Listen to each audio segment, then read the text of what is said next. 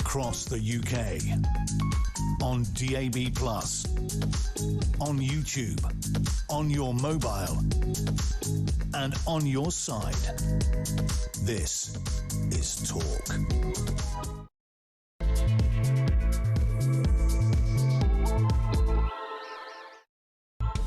Yeah, good morning. 3 minutes after 6 o'clock. Welcome to the home of Common Sense. Friday, 28th of August. Ian Collins in for Jeremy Kyle. Could be Mark Dolan. Who the heck knows?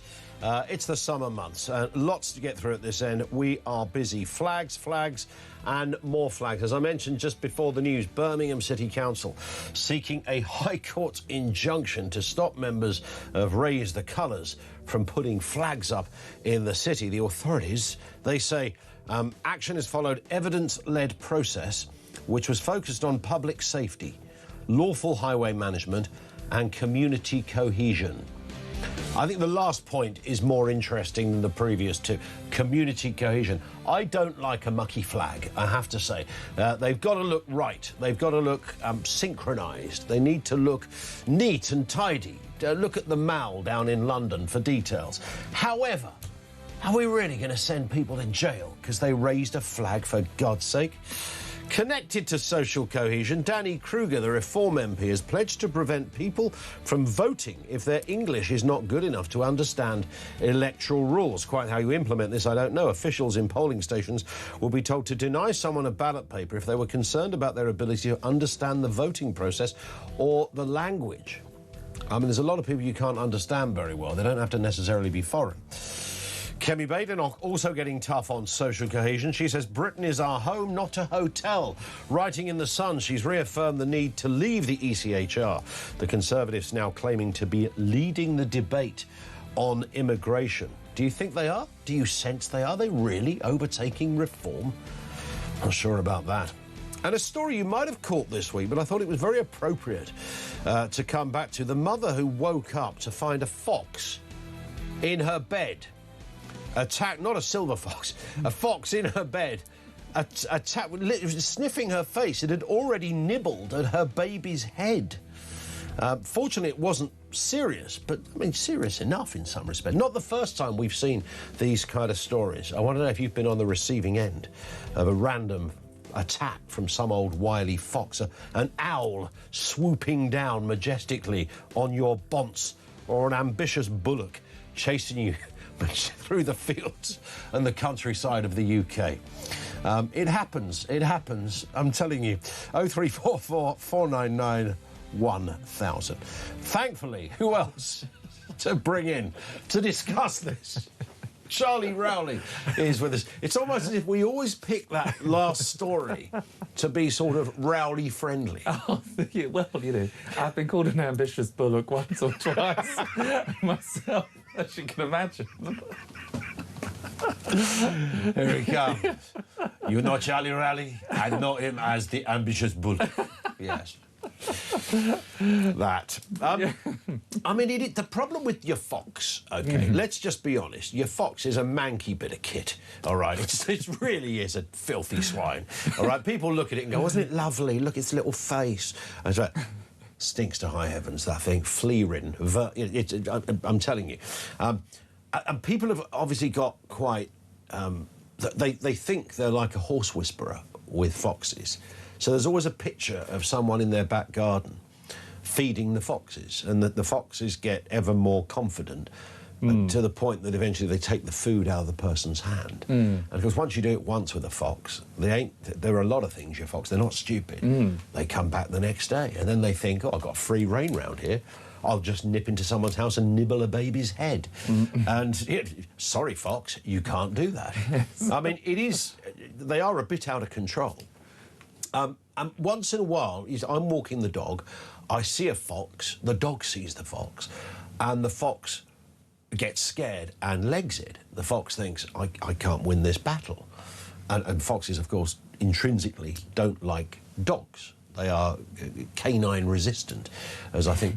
I said that like it was a phrase. I was hanging on to your every word up until that moment. This is like an Attenborough show. He's retiring soon, I'm hoping.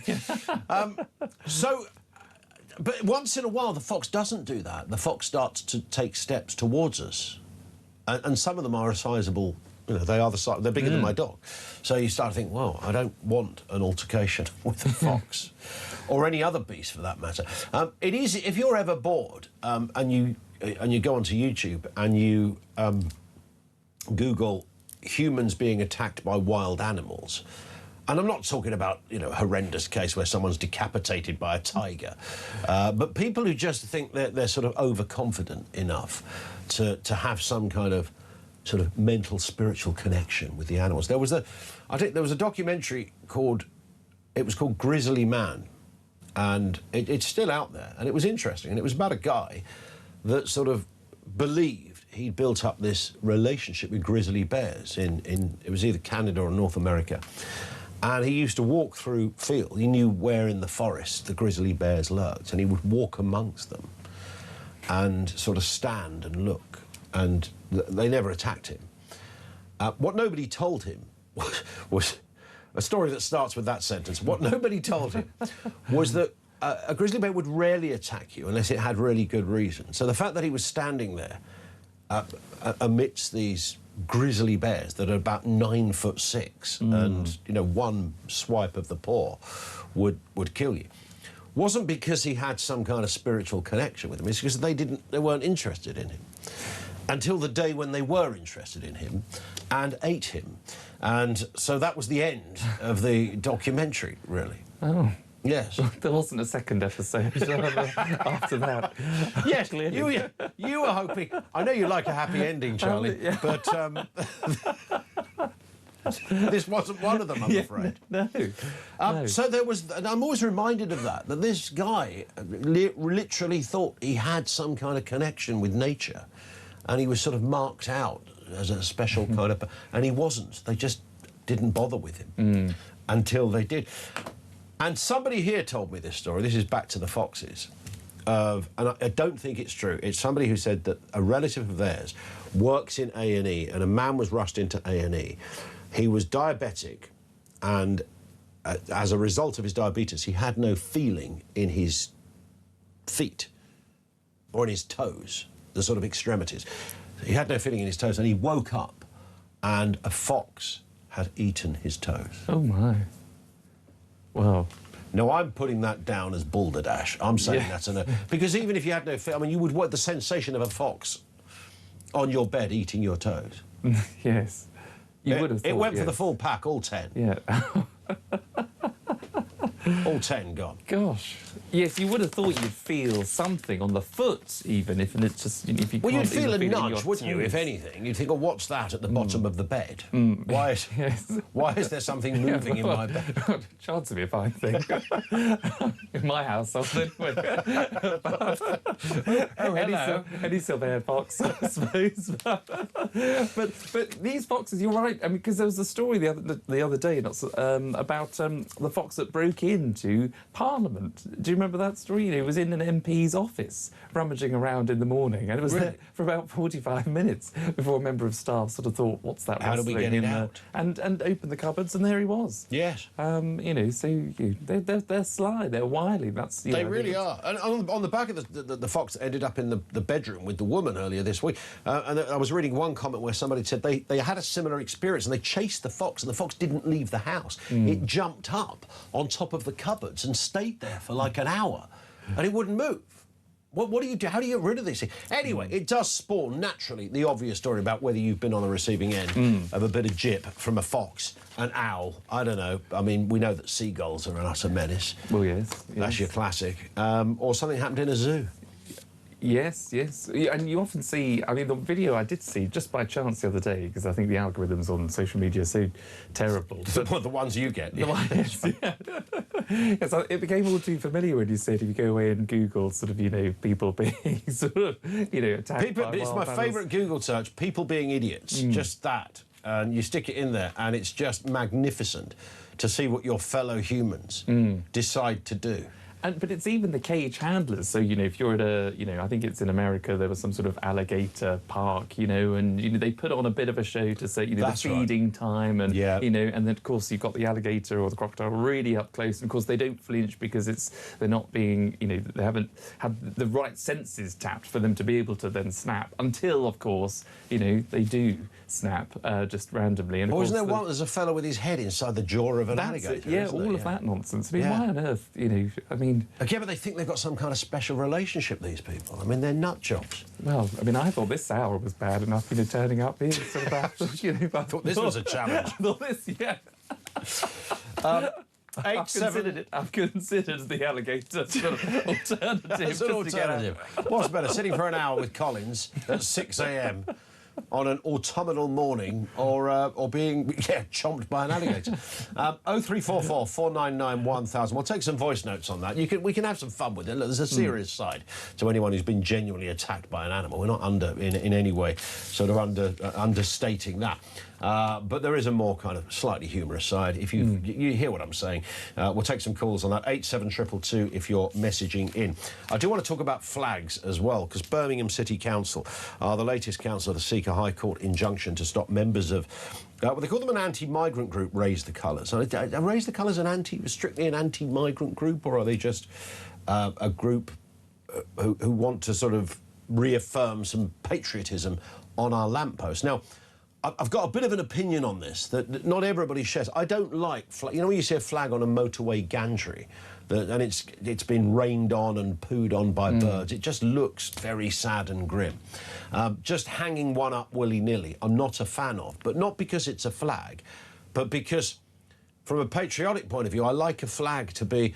I think there should be some symmetry with flags. I think they should look nice. They should be placed at the correct height. They should be able to wave beautifully in the wind and do what they're meant to do to showcase the brilliant flag-based credentials of your country. So when somebody just whacks one on the back of their Cortina and says, yeah, I'm a patriot, man, it's like, yeah, I know what you're trying to do, Bob, and that's fine, but it ain't working. Go down the Mall on the way to Buckingham Palace, and that's how you put flags up. They're same height. It's the most beautiful scene when you see that. However, Birmingham City Council have said the action to get this injunction followed an evidence-led process. Now, this is always iffy when a council says an evidence-led process. Evidence at what? I would call it an opinion-led process, which was focused, they say, on public safety, lawful highway management. So I presume the idea is that a flag could kind of fly off a lamppost and go on your windscreen and carnage would ensue. I don't know if that's ever happened. But they also said community cohesion. Now, that's the bit that I've picked up on. So they don't like it because they think it's a problem for community cohesion. Now, if it's an English flag in this case, or even a Union flag, then I fail to see how putting that anywhere in any form in this country would go against community cohesion. If you put it up in Nairobi, I could understand why someone might go, that's a bit weird. But to put your own flag up in your own country cannot go against the spirit of community cohesion, right? Well, you would have thought so. But, the world in which we live in today, where you might have, academics, for example, even that you sort of, are shy about our flag, that sort of, think that it is a symbol of past, colonialism and the empire and how terrible that was, and people who still think we should be paying reparations to countries, from hundreds of years ago. I mean, it's a complete nonsense. I mean, I don't think that's necessarily the case in Birmingham. I genuinely think that in Birmingham there is a large Muslim population. There's a large demographic change in Birmingham where they may feel as a population that people that are putting up those flags, whether it's the St George's flags or the Union flag, are doing it with racist motivations. So I imagine that's the survey that's been conducted by that particular community. But that is, in my view, a load of all nonsense. I'm actually 100% with you, by the way, because I don't think you should. I mean, it's a bit like on roundabouts where you get someone's old bedsheet, that says, "Happy birthday, Joan," "Happy 80th, Joan," and people are driving around the roundabout thinking, "God, what's a bit of a sight for sore eyes, isn't it?" And it is a bit of a distraction. It's that. So it's that. It's the distraction my problem. But I love and painting. I mean, seeing on the screens now, you're painting of the roundabouts. People think that's a good idea, but it can be a distraction if you're looking at that, St George's flag on the road that someone's painted over a white roundabout, and you might end up sort of, crashing into someone. So I get that, but I'm with you. Go to America. There are flags everywhere. The stars and stripes. Everybody is proud to fly their national flag, and that is the huge difference we've got to between us and the US, for example. Yeah. Whereas the US is a melting pot of people from all walks of life and different backgrounds and countries, and it's the success story of immigration. But the reason why it's a success story is because everybody buys into, unless you're a radical extremist, everybody buys into the flag. They buy into the United States. They buy into their Constitution and the amendments. They are proud, patriotic Americans, regardless of whether they're Democratic or Republic. They believe in a president. They believe in their Constitution. We've got people that just want to talk this country down, that are embarrassed by St George's flag. But why is a local council going to court over this and threatening 2 years in jail? I mean, seriously. So, you end up on C Wing with, Mick the serial killer. What you in for, sunshine? Oh, I put a flag up on a lamppost. I mean, really? I mean, really? We haven't got enough prison places to keep police killers inside jail, and yet we've got a council talking about sending people to jail for breaching the flag thing. Yeah, but this is, I think, there's more to be looked at for Birmingham City Council, I think, if this is one, because they've done a few things that sort of, I can't recall off the top of my head, but I think they've done things like sort of, it's either banning, the Lord's Prayer or something like that at the start of the council meetings, or they've shifted to having their own sort of prayer. We did one in the week. There was one. Things. Is Birmingham? Am I right? Ted's our producer today, and I'm going to use that word very loosely, by the way, producer. A Birmingham City Council run by the Lib Dems and the Greens. Am I right in saying that? Because I'm sure that there was something this week, and I can't remember what the story was. We only did it yesterday or the day before, where they'd. Again, they decreed some other flipping nonsense that these people have got time on their hands to think about. So this is political. This is not Birmingham City Council going, oh, yeah, we really need to, we've so many problems with flags flying off lampposts and landing on the windscreens of people or on the head of an old lady or a blind person or whatever. It's not that at all. This is just nonsense. They just hate the idea. They hate the flag. They don't... So, it's Lib Dem and Green. That run that place. And that tells you everything you need to know, frankly, doesn't it? Yes. And they've got some. That's what they've got. Two independent groups. Yes, called the Better Birmingham Independent Group. Well, yeah, I see what they did there. Yes, yeah. Yes, but I mean, look, they should be focusing on things. I mean, fancy sort of using up any kind of council time to talk about raising a flagpole. Yeah, empty the bins. Empty the bins, for God's sake. Empty the bins. Clean the roads, sort the potholes out, and, get a bit mardy if someone's put a flag up in a bad way, but not because it's a flag, but because it doesn't look very good. I get that. However, that's not what they're saying here. These people, they hate it. They hate the idea that someone's whacked a flag up. It kills them to think of anyone in this country would be patriotic enough to want to stick a flag up. These people are ill. Yes. Well, yes, but that's the the way in which we've sort of become as a country. The tolerance. We've become tolerant of intolerance, and this is clearly an intolerant move by Birmingham City 100%. Council against our flag. This comes from Mark, who says, "Morning, Ian. Stop besmirching the. I love that word, besmirching the friendly urban fox. We have one in Croydon. We now call Frankie. Frankie pops over for dinner most nights." Not around the table. Napkin time. Napkin, yes. Knife and fork. Sort of. Oh, good day to you. Sitting, staring, and when it's not ready for him, he's just looking, because he thinks, Because Mark in Croydon, who is clearly the encourager of vermin, has decided to feed him. You've only got to feed one of those manky old things once, and that's it. They're there every day.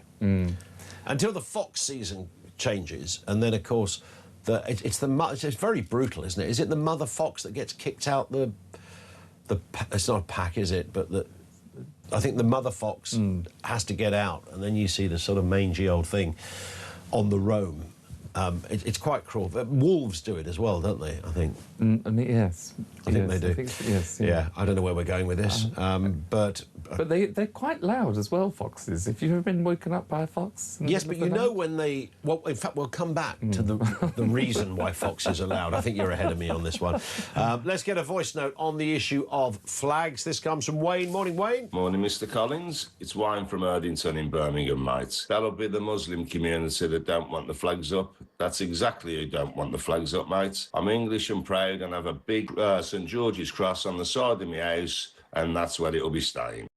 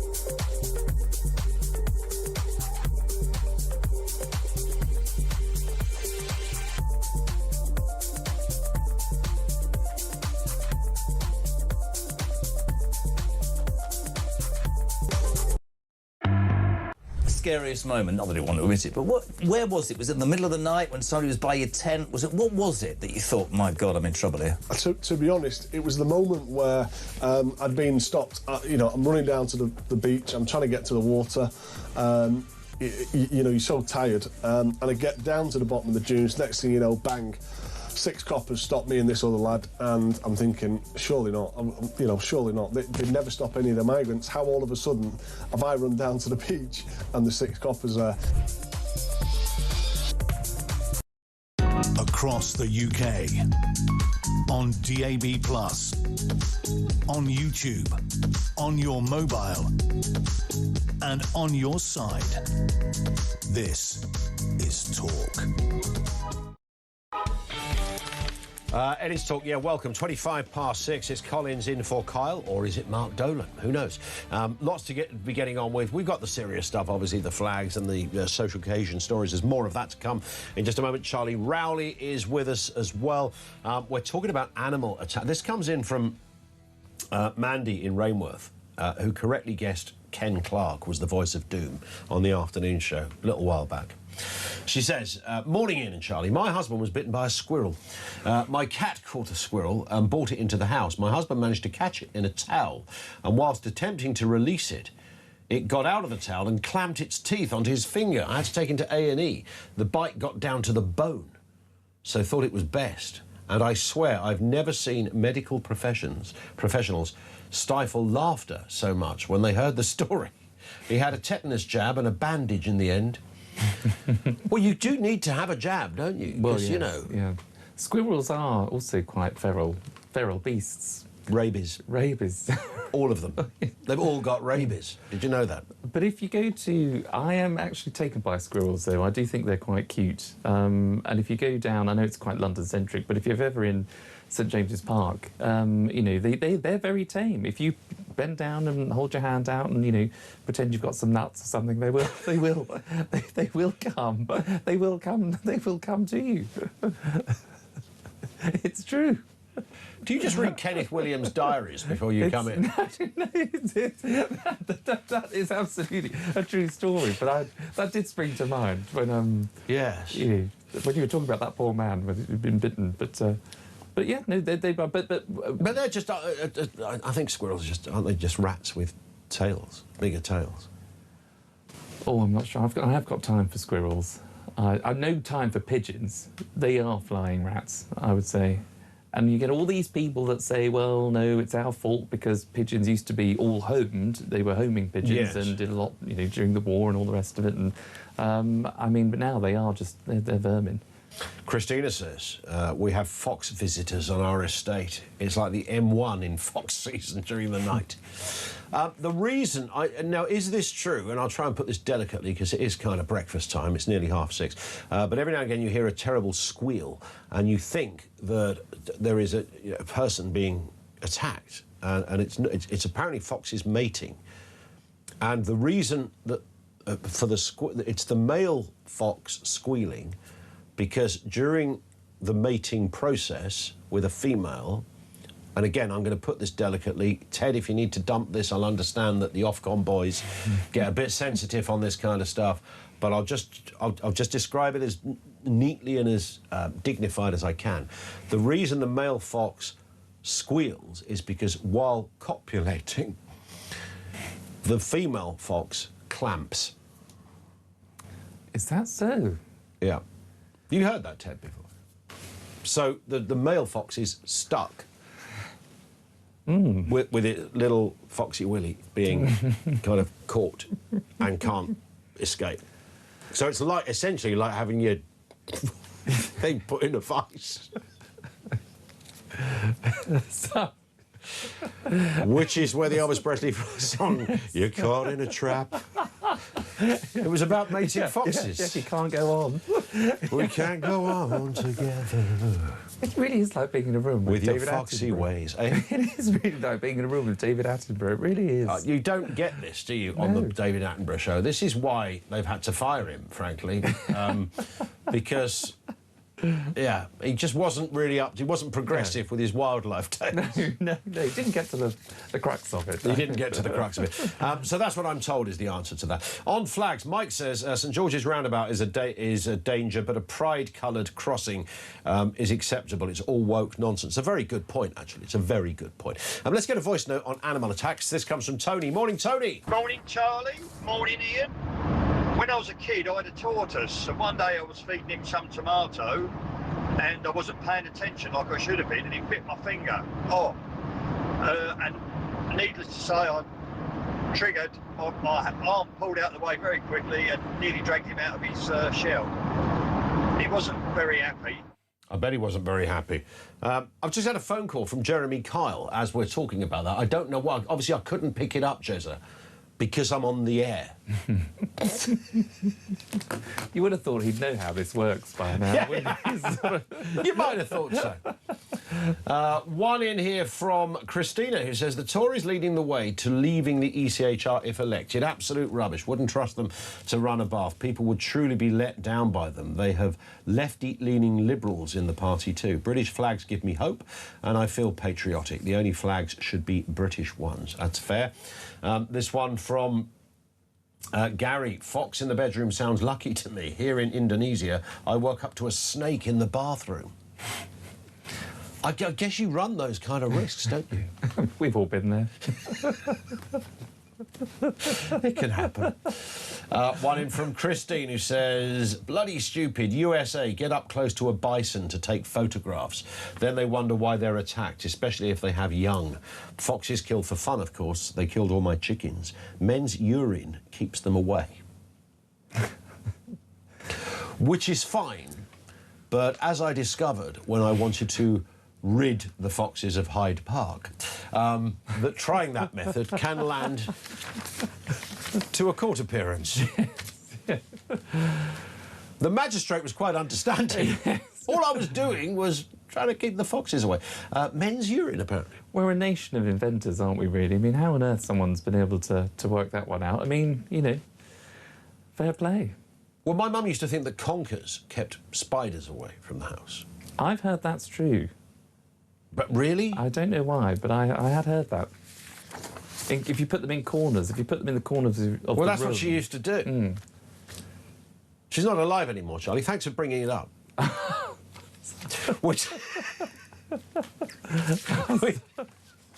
We'll take a short pause, but we shall return with more of your voice notes. 87222 to messages, 0344 499 1000 to call or leave a voice note on flags, on patriotism, on wild animal attacks, particularly foxes. And what about your badger as well? I love a badger.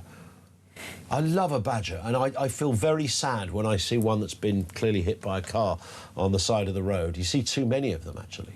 And your badger's it's a quiet beast, isn't it? Well, I'm hardly on the roads these days. I'm behind a wheel. Not since the incident, but... Since the incident, yeah. He's always in the back seat. Yeah. And sometimes he's in a taxi. 0344 499 1000. This is Talk.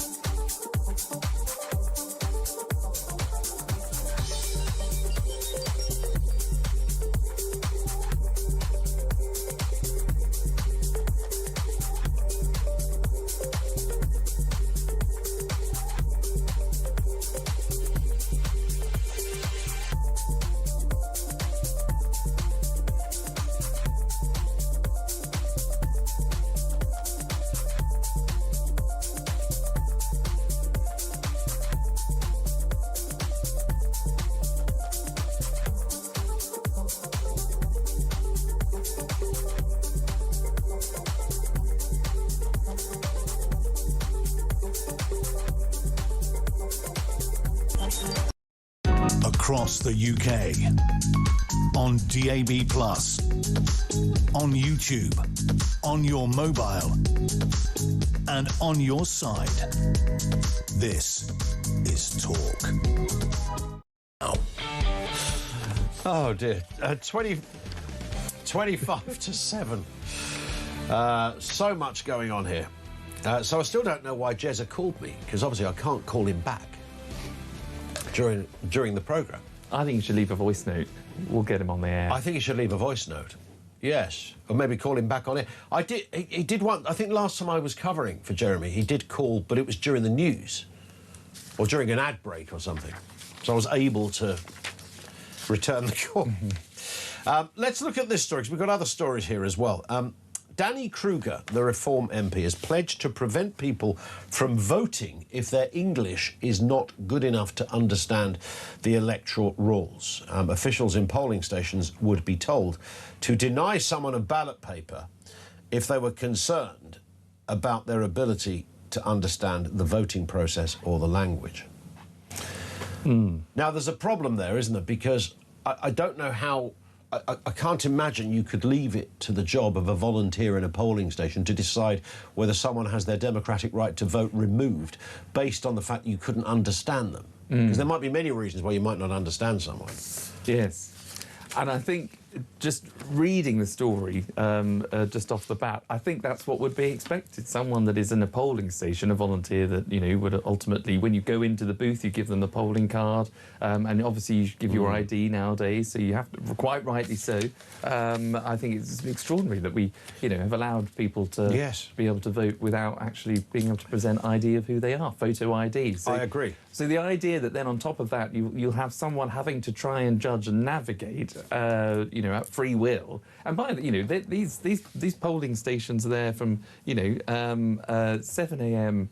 until 10 p.m. You know, the people are going to be exhausted, and you know, if it's quiet during the day, and then all of a sudden there's a surge at 5, 6 p.m. when people have finished work, you know, you're going to be a little bit sort of under the cosh of it. So then to try and work out who these people are, I think that's a bit much. And we're going to take a very special phone call in just a second. But I remember in let's call it the London Borough of Bromley. I won't identify the particular ticket office, but there was a fellow that worked behind there who we called Soft Mick, and Soft Mick could not. Well, he could speak. He just was a bit like that, mate, you know. So you'd say, can I go return to London? He'd go, you came back not, mate. Sorry? He came back not tomorrow. Am I what? He came back not tomorrow. What did he say? I think he said, are you coming back tonight or tomorrow? OK, so would Mick be denied a vote? Well, that would have to be up to the voting polls can't vote, mate. Yeah. Yeah, I mean, I think that you know, on the face of it, it sounds like a good idea because you want to kind of stop the family voting. You want to stop people just coming down to vote. You know, being basically dictated to by the husbands or the fathers or whoever. But I think the reality, the practicalities of how do you, if you are someone that is manning those polling stations, how do you decipher and how do you then actually confront someone to say, I don't actually understand. Do you know what you're doing here? Do you know what your, you know, the purpose of this whole vote is about? Yeah. And actually, they'd have to say, no, I'm denying you a vote, because that would cause all kinds of court proceedings, I imagine. If you absolutely right. You'd see the council. And can you message me if you know of Soft Mick and whether he still works in the ticket office at one of the many stations? I don't want to identify Soft Mick. He was a nice bloke, but when he asked you, "Oh, I'm just mate," you go, "What? What did he just say?" What, so when he asked you a question, all you could do is look at him and go, yeah, and you don't know what you said yes to. Jeremy Kyle. Hello. Hello. Listen, Soft Mick. Charlie knows a couple of soft men, to be fair. Do you know where I am? Where are you? I'm in Birmingham putting flags up. Sod 'em all. I love it. I love it. I knew there was a reason why you weren't sitting here this morning, Jezza. What an absolute joke that is. Seriously. Let me get this absolutely straight. You can be arrested and go to prison for raising your own flag. What a joke. Yes. I was just listening to you two. You've got a right chemistry going on, haven't you, eh? Got to write something going on. I mean, chemistry is a very tricky word in this respect, given that we can't stand each other. Choice, the Silver Fox. I've got a question for you, Mr. Collins. Yes. Are you going to be talking about Harry and Meghan? Don't get me on Harry and Meghan. I woke up... You know, people, I kept playing it yesterday. I know. Well, I woke up yesterday morning. I'm in the kitchen. So I'm flying solo at home at the moment. So I'm in the kitchen making my coffee. I put the radio on and I'm thinking, I'll listen to a bit of Jezza. And I hear me, not Jezza. And I'm thinking, why am I on the radio? I'm in my own kitchen. And it was the rant, and then 10 minutes later you played it again, and then 10 minutes later you played it again. Oh, do you know, it's beautiful. the only thing I did yesterday. It's all I did. No, it's brilliant. So, Harry and Meghan, but you and Charlotte, the flags thing, I'm dotting around. I'm currently in, I can't say exactly where, Balsall Common, and we're just putting flags up because we can't be bothered. I love it. That story's awful, though, isn't it? I love it. It's unbelievable, isn't it? So you're up very early, Jezza, for a man who's not working. Is that just because of your flag proclivities? No, I've got to go. I've got to go to a wedding in Spain, so I thought I'll put you two on. I didn't realise that two-timing hinge is there with you. I thought she only came in with me. But there we go. I'll tell you the best thing, Ian. Right, we're both working together next weekend. A big thing, and Charlie not interested in the money, not interested in what his duties are going to be. Just kept going. Well, these sandwiches at lunchtime and a smoothie for me. The occasional iced fancy. Well, you know, I'll do anything for a fiver. But I did want to make sure that we were getting into all the parties. That's what I thought. Look, if we're working incredibly hard for 2 days, Jeremy, I was looking after him. I was looking after you. Don't you worry. And I don't want to disturb, but you're sounding fantastic, guys. And listen, anybody who's raising a flag, seriously, what a joke that is. What Unbelievable. a joke. Jezza, I've got to ask you this. You, of course, did an incredibly successful TV show for many, many years on the telly. Did you ever, in the various and rather interesting arrangement of people that you met in that time, meet somebody who, I don't know, married a fox or something? Because that's the kind of thing that you could expect on certain shows. Because we're talking about foxes as well. Where are you on this? Because these things are causing havoc and they're trying to eat people. They are causing... They break in and they get to kids, don't they? When you say, where am I at on it, what should happen to them? Well, are you a fox lover? Are you I've never really thought that deeply about it. When the Jeremy Kyle show was on, this is really interesting. You'll love this. Guess who sponsored the Jeremy Kyle show for 10 years? Oh, was it Foxy Bingo? Yes, it was, Foxy Bingo, that's true. With Charlie joining in, yeah, it was. Yeah, I remember it well. Watched every episode. FoxyBingo.com. That's the one. I remember it well. I used to watch the Jeremy. I haven't told him this. In fact, I don't. It's a bit embarrassing now. He's on the line, but I used to watch the Jeremy Kyle show religiously. Charlie, you were on it. I've been in. I've been in. Yeah, I've been in awe. I've been in awe. He's the person online that pretends to be soft Mick. Let me tell you. That's it. Oh, not me. Yeah. Look, oh, Jezza's got... on the flags thing, keep the faith. Disgusting, you know? Got Disgusting. it. Jezza, enjoy Spain. Have a good one. Jeremy Kyle is back here on Monday. Might be a bank holiday, but he's back.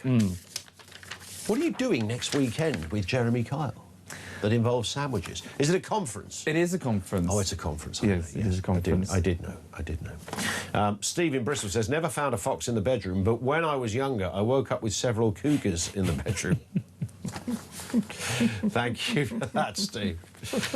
Keith in Nottingham, Ian and Charlie, thanks for explaining the intimate details of squealing foxes. That probably explains the noises coming from the Rayner household.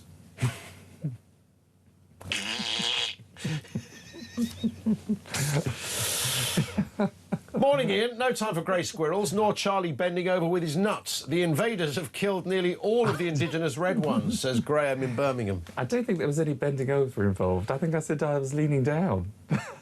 Did I say that?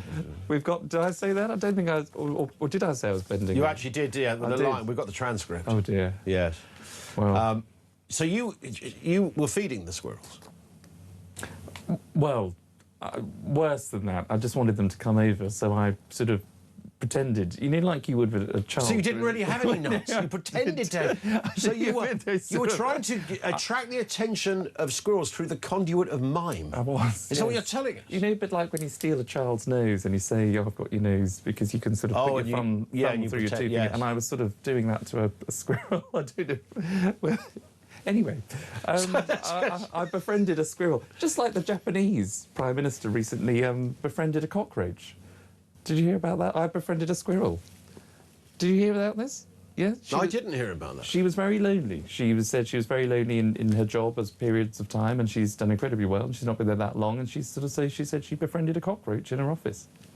Yeah, I don't know what that does for your political credibility, really, does it? I mean, of all the animals that you might wish to, you know, it's not exactly the image of a sort of cuddly, although I'm sure they're quite intelligent cockroaches in their own roachy kind of way. Well, they're very resilient, aren't they?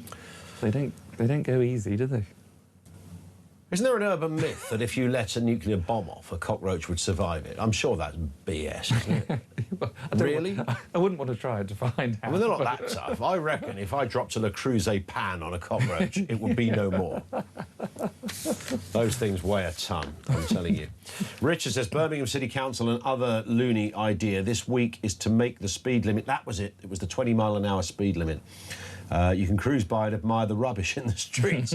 That's why we were talking about Birmingham Council. And I just happened to say on air, you can bet your life it's run by the Lib Dems and the Greens. And then, of course, we checked it, and it was run by the Lib Dems and the Greens. So we've done Danny. Kemi Badenoch getting tough on social cohesion. She says Britain is our home, not a hotel. Writing in The Sun, she's reaffirmed the need to leave the ECHR. The Conservatives now claim to be leading the debate on immigration. Is that a reasonable claim? I don't think so yet. I think, you know, she has made some very interesting and very correct interventions, you know. So she's been very clear about talking about that we don't live in a multicultural society. We live in a multi-ethnic society, and there'll still be people, particularly on the left, who want to talk about multiculturalism and how that's a wonderful thing. But she's absolutely right. She, you know, she's been bold, and she's gone out there to say that not all cultures are equal, and they're not. You know, if you are from a culture where, you know, you agree with child marriage, for example, or even second cousin marriage, if you agree with the fact that, you know, a man can dictate what his wife or 2 wives or 3 wives, you know, wear. That is not the same culture that we have in the UK, and therefore it is not the same. It is not equal. No, it's not. I'm afraid. But we do live in a multi-ethnic society, which, you know, it can be positive because we don't judge people by the colour of their skin. But we have to be upfront about some of the challenges this country we can faces. judge people on cultural clashes and differences and incompatibilities. Absolutely. And in fact, not only should we do that, we should be encouraged to do that. I mean, there is a certain agreed upon hymn sheet from which we all sing, and I don't think we should be apologising for that. Yeah, This is how we do business. These are the basic tenets. There's not, you know, we don't want loads of rules and regs, but it's all basic stuff. You don't even need to write it down, you know, adhere to this. If somebody whacks a flag up outside your house, it's hardly the work of Eugene Terre Blanche. It's just somebody who happens to be a bit patriotic and thinks, I want to put a flag up. Absolutely. And look, sometimes they look a bit ropey. I'm not a fan of a ropey flag, but the idea that you should go to jail for it, seriously? And that's, you know, and if it is the case, you know, we had a voice note early on, you know, you talked about the heavy Muslim population in Birmingham. If it's run by a council that is of a people who are of a different culture, who think that it is offensive to start raising the UK flag, whether it's the Union flag or whether it's our St George's Day flag, then this is when political leaders need to stand up and say, hang about. OK, this is where we have a real cultural clash, even though that they're in the driving seat of running the council. But it was this neck of the woods where we had the whole kind of Israeli-Aston Villa football match issue, where you had some of these leaders happy to put their face and their voice on various video releases saying, you know, this is our territory. You don't come... Essentially, Jews, stay away. We don't want you around here. This is our patch. It's like, wow. Yeah. It's the 21st century. Who are these morons? Yeah, and you know, they've got seemingly the chief constable at the time of Birmingham and his associates under their sort of thumb, because he's been to multiple select committees in Parliament and has been pressed time and time again. What evidence did you have for making that decision? Why did you ban those fans? Who were you listening to, and on what basis? And again, you know, Birmingham was also subject to, you know, the first example of two-tier Britain, when in Southport, on the back of riots or protests that obviously turned violent, where the police were, and the Prime Minister at the time, was tough as old boots to say, look, if you've got a weapon, you'll be going to jail for however many years. But when it came to Birmingham, where riots sort of and protests sparked off there, where there was counter-protest by a particular part of the community, it was a sort of, look, if you've got knives, just drop them in this bag. Don't worry about it. There was a clip, wasn't there, of a cop saying, you got any weapons, lads? Don't want, you know, just drop them off. It's like, really? Yeah, absolutely. Two-tier Britain in full view, in my view. You should all be in a sack in the back of a police van, for God's sake. You've got weapons. Yeah.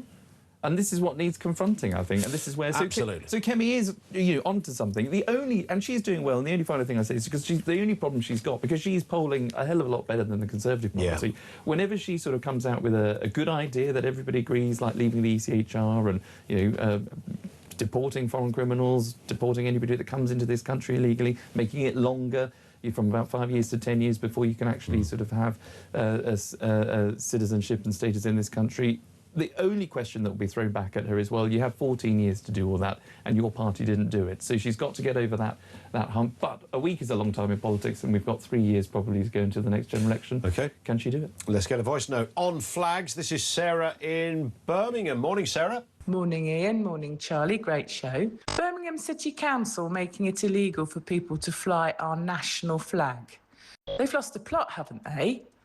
I'm hoping that it's illegal to fly other flags, like that Palestinian thing that everybody seems to like to fly in various areas.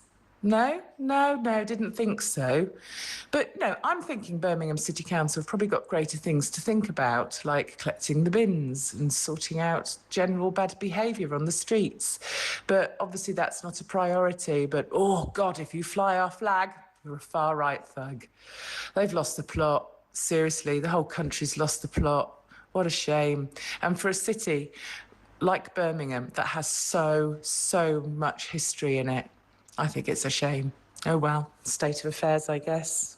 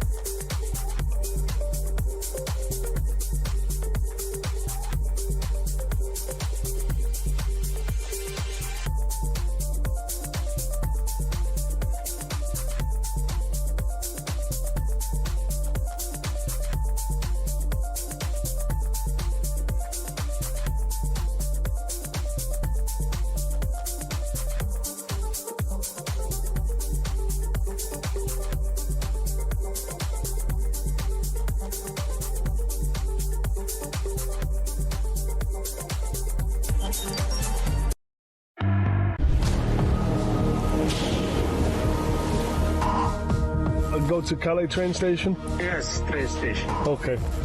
I was dipping. It was brutal. Come on! Ready, full fast, go on!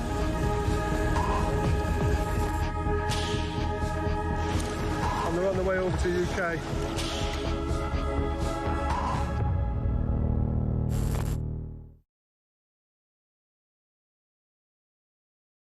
Across the UK, on DAB+, on YouTube, on your mobile, and on your side. This is Talk. Morning, 5 to 7. We're at the tail end of Charlie Rowley, but don't worry. Some real conversation with Dave Wooding happens after the news, so we can get into the proper stuff then, Charlie. We jest, of course. We always do end up, though, sort of gravitating towards the kind of, I wouldn't just say light-hearted story, but ones that put a bit of a smile on our face. Like this, for example, from Christine. It says, I looked after a lovely lady in Cumbria. She had feeding boxes for red squirrels. We had to feed them twice a day. If we saw a grey squirrel, brackets, rats, we had to tell her at once, and she got her cousin to come and shoot them. Quite brutal, isn't it? Yeah, well, you didn't have to feed them twice a day, I don't suppose, but you chose to. True. And but the red squirrel, that's the thing, the red squirrels are to be protected. It's the grey ones that you see more often in London who are maybe a little bit more... I've never seen a red squirrel. Well, they're rare. That's yeah. Well, they are, yeah. Have you ever seen one? The rare, I have actually, yes, yeah. But they're rare. When you say you have, whereabouts are they more? Would you find them more in Scotland than England? I think. I think so in North Yorkshire, and maybe perhaps in the north. I mean, that's where I've seen them, I think. But they're bringing back the wolf. The wolf is returning, which is good news. I love a wolf. I mean, you've got to be careful. I mean, don't try and feed one of those things. That will have your hand off. The eagle, there's a couple of eagles. I love seeing, you know, when you look up, you see a bird of prey in the sky. And I just love that. And I think, which is the eagle there? Is it the golden eagle that's returning to the UK, I think? Quite possibly. I don't know. They're massive, those things. I don't know my birds. They're, of course you don't. Golden eagles are about as wide as this studio, aren't they, when those wings spread? Pedro says, good morning, Ian, and good morning, Charlie. This is Phil. Surely if someone or a council is banning you from raising the country's flags, could you not say that that will be treachery and a class of traitors to this country? Well, it's certainly treacherous to say that you can't put a flag up. Yes. If you have to pass an aesthetic test, I get that and go, right, that flag, mate, the flag looks right, it's grubby, it's been rained on, it's been pooed on by pigeons, and you've got it sort of dangling on a roundabout somewhere. It's covering up the road signs. Yeah, I get that, but that's a different argument, right? Diane says, my ex and I had gone for a walk in the woods and a squirrel threw a nut at him, which hit him on the head. I thought it was hilarious. He didn't. I think that's hilarious. Gary says, Charlie, can you elaborate on your proclivity for a small iced fancy?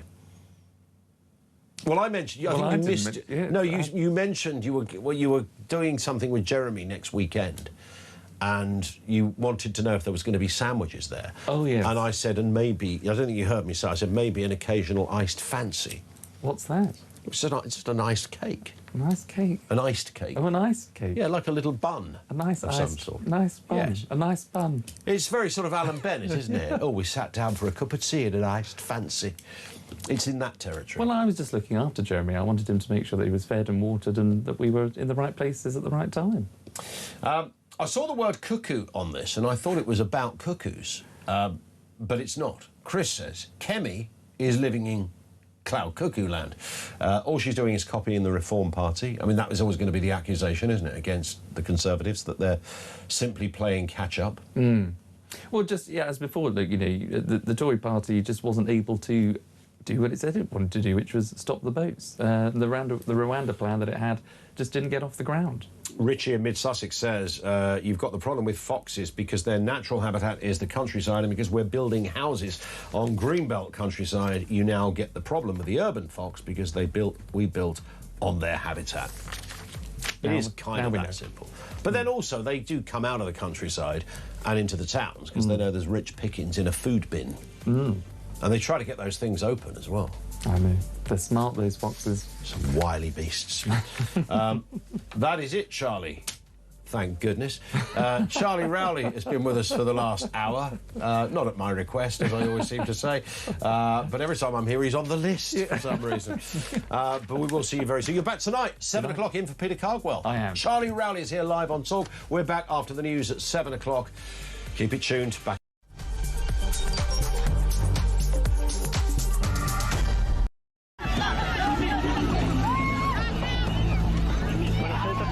The entire city is being overwhelmed, and there are people who bear direct responsibility.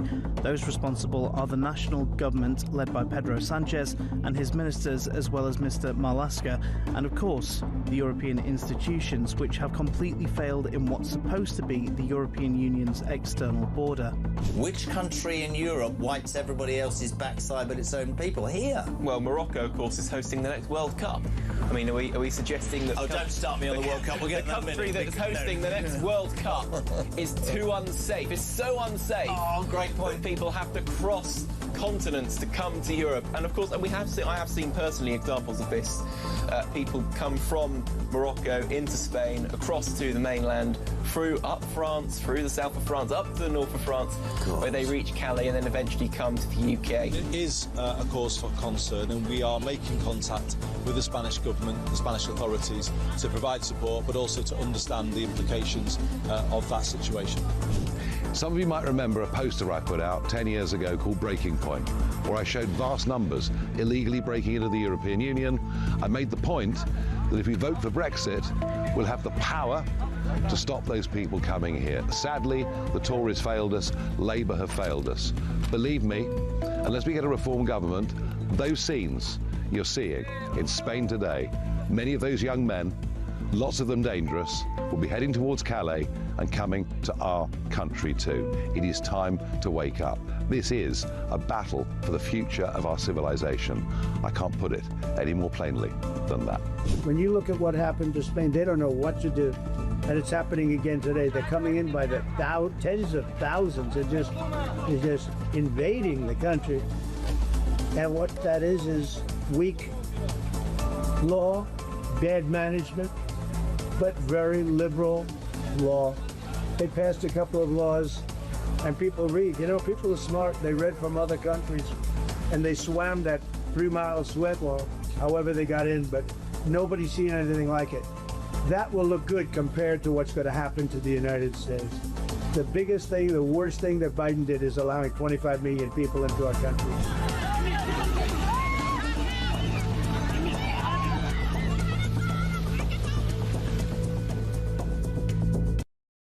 Across the UK, on DAB+, on YouTube, on your mobile, and on your side. This is Talk.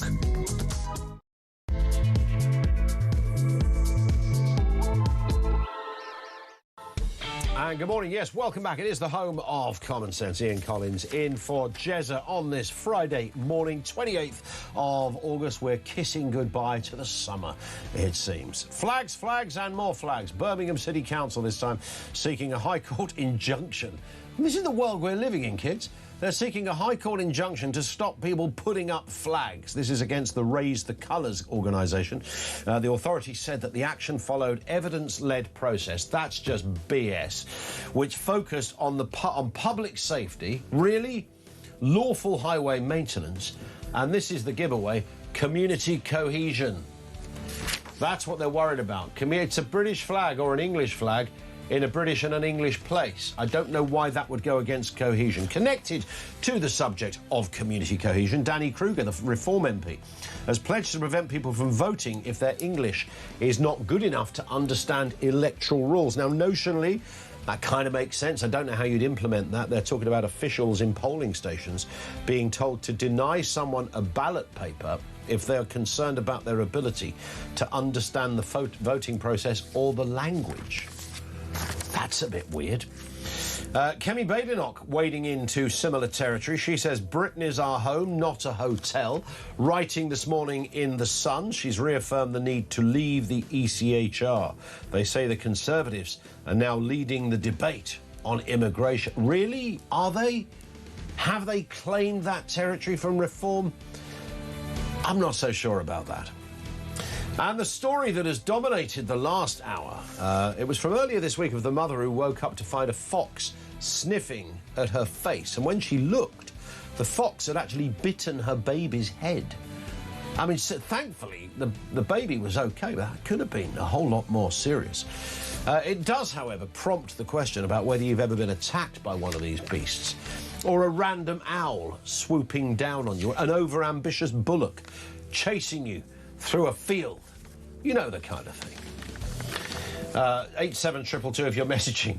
0344 499 1000. Leave a voice note or a phone call there.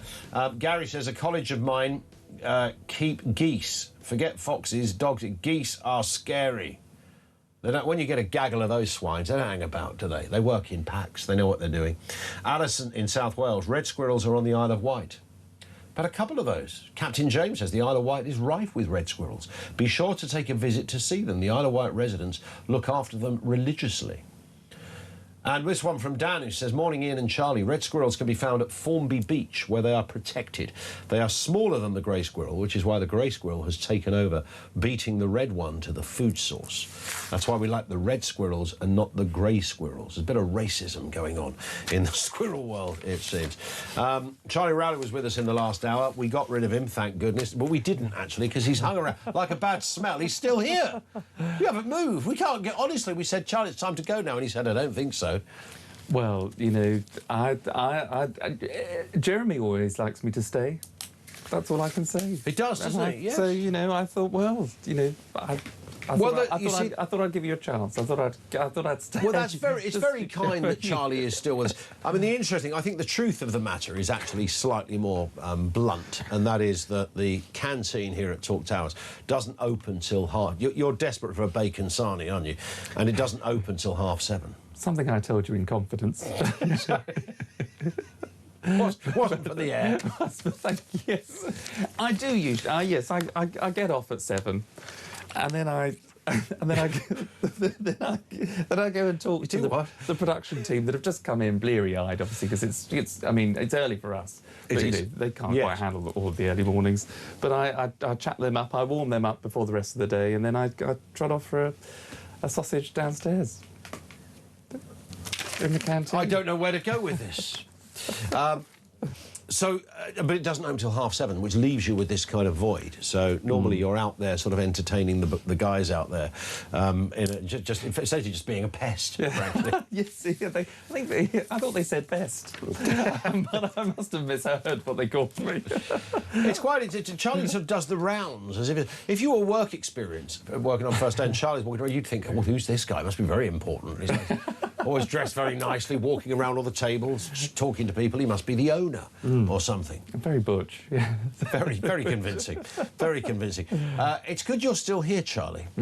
I like this. We've got a clip here. We're going to talk to David Wooding in a second, political columnist at The Sun. There's a lot to talk to David about.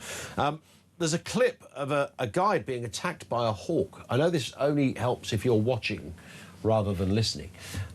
This was is it a couple of years ago, Ted, or last year or something this happened? I think it was last year. It happened on the telly. Have a look at this. With attacks reportedly on the rise, what began as a rather amusing tale of harassment by a hawk isn't so funny for villagers anymore. We were filming with Jim Hewitt as he made his way to the shop this morning. Before there was a chance to warn him, the hawk swooped. It is one of the most serious incidents to date. Jim gave us permission to show the damage done to his head because he believes the bird has to go by any means necessary.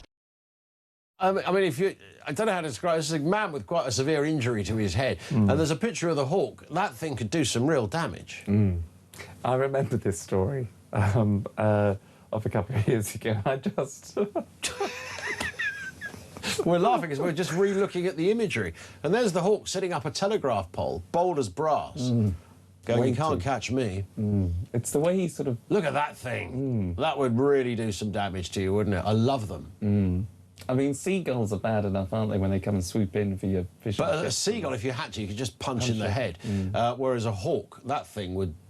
could take your eyes out. And I remember this story because I think it was deliberately targeting people. That was the thing. So it wasn't old as if... people. It was... Hates pensioners, that hawk. And so yes, it caused this particular town, a community, I mean, huge consternation. People wouldn't go outside because they were terrified of the damage that this particular eagle would do. Because you don't know, you know, but by definition they're quite sneaky things. So it's not as if you could just keep looking around. The hawk would be aware that you're looking. It's when you're not looking that the hawk strikes. Crows do that. As when we were kids, we used to go crow scaring, which was there was a cricket pitch. There was a working men's club, and behind it there was a cricket pitch. And if you walked across the cricket pitch, this crow used to swoop down, and we used to all lay on our fronts, and you could feel it on the back of your hair. It was probably protecting a nest or something, but it was quite scary to do. Crow scaring? Well, we used to call it crow scaring, but it was the crow scaring us, really. Not scarecrowing. Not scarecrowing. No, that's when I lived in Bromley. That was just standard dress, really. We've got Dave Wooding with us, which is very exciting. David, good morning. Good morning. Always good to have you with us. I don't know if you've had... we've been talking about altercations with wild animals, and, of course, the fox problem in the UK is massive, and earlier this week a woman woke up to find a fox in her bed, and, of course, it had also nibbled on her kid's head, which was pretty grim stuff. But these things are everywhere. Absolutely. I was at the seaside a couple of weeks ago, and we stopped for an ice cream in the hot weather, and then this bold as brass seagull came and tried to take the ice cream, and I noticed they were like predators. They were around the little ice cream parlour waiting for somebody to swoop, and they were going onto tables. You just basically had to chase it away. The seagulls at the beach are, they will, if you're sitting with a bag of chips, they will literally swoop down while you're sitting there and stick the old beak in for a chip. They've developed a different level of confidence, Dave. I think it's the humans feeding them in the first place. They've become more bold. It's like when you, in deer parks, there's a local deer park, where people are told not to feed the deer.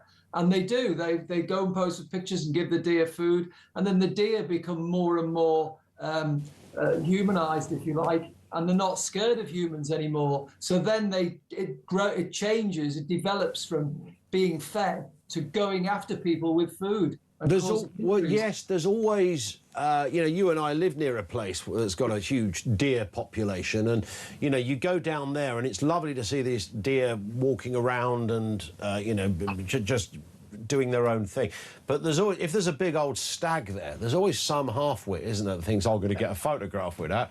Now, a stag can do you quite a lot of damage if it really wanted to. Absolutely, absolutely. But don't monkey around with a stag.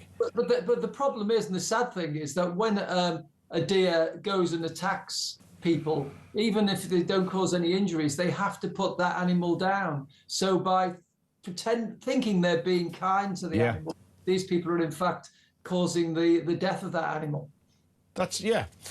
Thanks for being with us today, Dave. Take care. Have a good weekend. That's Dave Wooding, our stag correspondent. I'm going to go off for a sausage and an iced fancy. Absolutely right. Talk to us about Kemi Badenoch. She's writing in The Sun today and talking about getting tough on things. This ECHR point, she's reaffirming, really, isn't she, her party's intention of leaving the ECHR. And, of course, this is really all about trying to catch up with reform. Yeah, absolutely. And again, there's been so many stories out this week about the number of people coming here illegally and settling. I mean, those figures yesterday saying that the thousands of people who've been given indefinite leave to remain, I think it was 200,000 since, which is massively up. And as a result, the only way of stopping this is to leave the European Convention on Human Rights. We even hear Labour now, Ian, saying we're going to reform the European Convention on Human Rights. I heard Andy Burnham say that only the other day. Yes. Which is, that's a bit like when, do you remember when Michael Howard was talking about reforming the agreement with the EU? And, I remember sitting with him in a studio and saying to him, it was very, politicians and confident, experienced politicians like Michael Howard don't wince at this stuff, and you've sat face to face with these guys many times, Dave, and I said to him, you can't do that, Mr. Howard. And he said, no, I can. And I said, no, you can't. And it wasn't quite a Paxman Newsnight moment with Howard, but it did go on a bit. No, you can't. Yes, I can. No, you can't. Yes, I can. And it's like, but you can't. And I think Andy Burnham will have the same problem with the ECHR. I don't think you can renegotiate it and say, well, have this bit and this bit, but not that bit. Absolutely. It has to be done with the consent of all members of the convention. And that will take years, even if they all come round to the thinking that everybody or most people in Britain have now reached. But it's funny how it's all changed, isn't it, Ian? Because originally, everybody was saying, apart from Nigel Farage, we cannot leave the European Convention of Human Rights. We'll be looked upon as like, there'll only be us and Russia and somebody else. Belarus, I think. Yeah. Belarus, yes, that's right. And the Conservatives were saying that, Labour were saying that. And where have we moved to now? We've now got the Conservatives saying, 100%, we are going to leave the ECHR. And Labour have now moved their position quite dramatically to saying we need to reform the ECHR. So it's accepted now that this convention is disliked and totally out of date. 100%, and she's obviously going to continue with this one and not let it go. I guess she sort of needs to. I wonder whether there's a reshuffle coming up. We're understanding, Dave, on the Conservative front benches. I mean, the sense at the moment with the Tories is that Kemi Badenoch's star is rising. She's doing really well, but the party itself isn't keeping up with that popularity. That's the bit she really needs to change. It will be interesting because she needs some new faces, but she's got to get them in position pretty soon, because when it comes to a general election, if indeed one comes in 2029, the people will need to know who these people are and have a feel for them and say, oh, I quite like him, I quite like her. I mean, remember Tony Blair? He came in as the Home Affairs spokesman, and by time he became leader, everybody had been impressed and seen his performances on television and on radio and in the Commons. And she needs a few heavy hitters to do a bit of the weightlifting with her, so that she's not doing it all on her own. But there's got to be, these have got to be faces that kind of cut through, haven't they, to coin that phrase? They've got to become household names themselves. They've got to be the kind of person that a voter can reference and say, oh yeah, Katie Lamp, really like her, she's great. It's got to have that kind of recognition factor, that sort of A-list thing. Yeah, ambitious, slightly young, and intelligent too. I mean, and some of the old guard have got to be swept out because, as we already know, Kemi has said that she's not going to allow people in who don't agree with everything she says, such as leaving the ECHR. Yeah. If you're not on board with that, you're not going to get a seat. And there's already talk about blocking old timers, if you like, like Penny Mordaunt and Grant Shapps saying you cannot have. Well, at the moment they've not managed to get a seat, and the suggestion is that Kemi Badenoch is blocking that because they are so associated with the failure of the previous Tory governments. Indeed. I would have thought Mordaunt would be exactly the kind of person that Kemi would want on the front bench. I mean, she was hugely effective, and particularly her, do you remember the SNP monologues she seemed to major on for a while? They were just beautiful ripostes at the dispatch box. Dave, we hit the clock. Great to have you on. Have a cracking weekend. David Wooding is Sun columnist and legendary political journalist. Thank you to him. Hev says, aren't they introducing beavers in some areas? Charlie? I have absolutely no idea, but I'll endeavour to find out. Yes, I think they are. The beaver is returning. The wolf is returning. And there's something else that's coming back.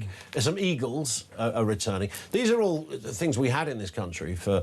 I went down to the zoo during the summer holidays with my kids, and because it was so darn hot, the zookeepers did say, just to, like... We went in the back of one of those tractor rides, you know, they take you round, and they did say, well, because of the hot weather, you might not see any animals, which is a bit of a pain when you've just paid 35 quid each to go and see some animals. And she was right. Yeah, we saw absolutely naffle, nothing at all. Wolves, no. Lions, definitely no lions. We saw the head of a sleeping tiger in the distance. Saw some rhinos and stuff, and they're all right, but once you've seen one. So there was that.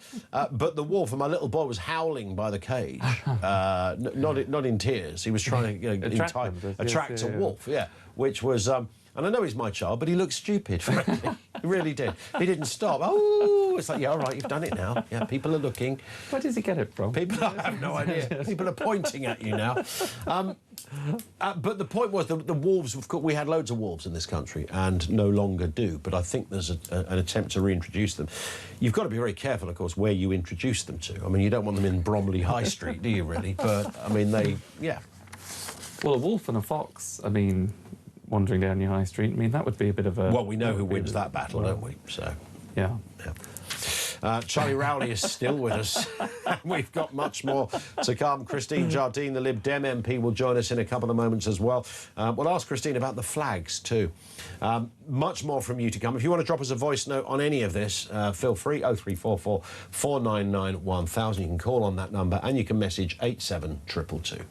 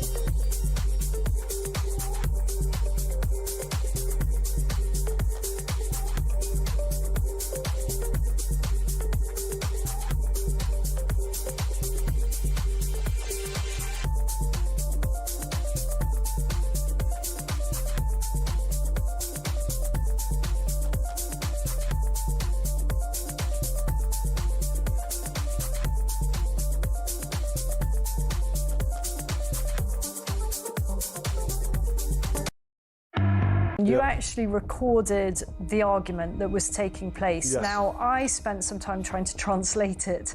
So I had the recording put through various translation apps, and then just to be sure, because I was pretty dismayed by what the apps were telling me, I ran it past a native speaker of the language concerned, and the language is Iranian Kurdish.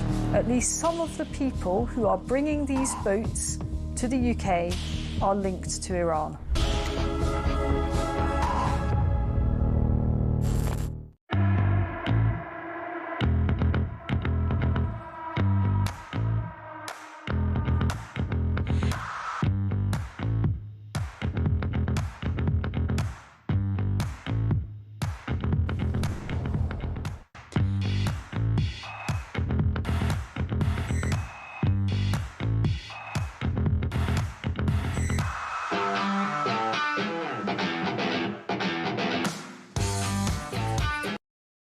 Across the UK, on DAB+, on YouTube, on your mobile, and on your side. This is Talk. 23 minutes after 7 o'clock, we'll chat to Christine Jardine in just a couple of moments. On that theme of animal attacks, which started off as the serious story of the fox biting the head of a little baby almost,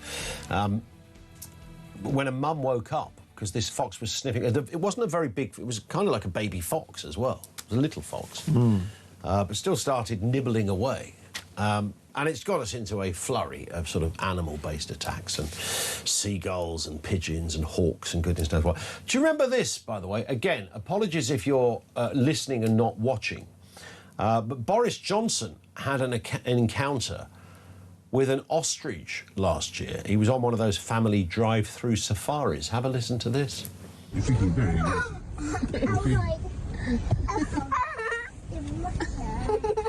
Oh, Christ!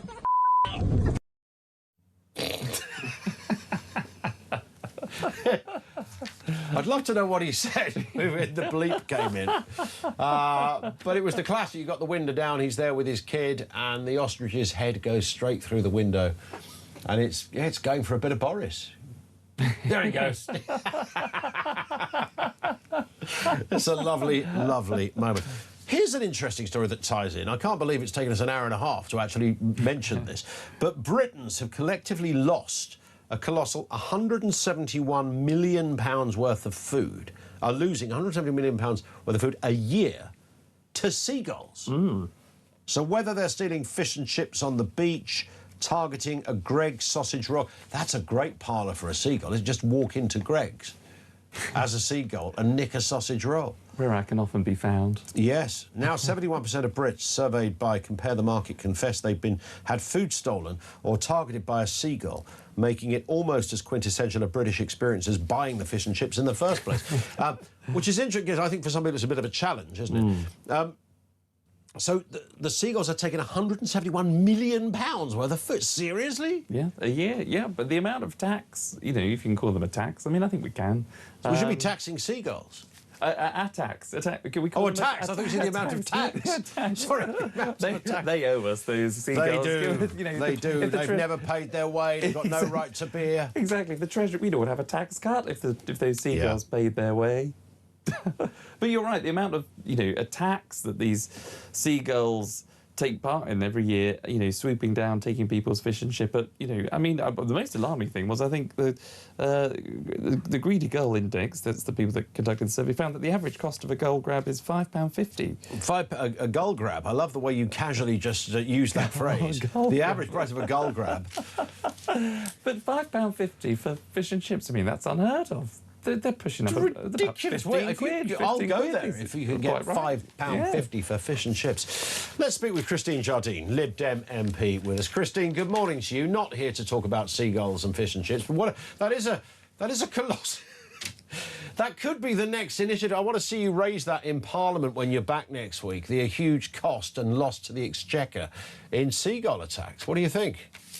Well, seagull attacks, believe it or not, have actually been the subject of debate in the Scottish Parliament. They were raised by, I think it was the former Scottish Conservative leader, Douglas Ross, a couple of years ago, because it is a massive problem along the coast of Scotland with people being attacked for food. Children have been attacked. I remember once, many years ago, my late husband and I were walking the dog and we walked past an area where there was a seagull's nest on a roof and they started attacking him.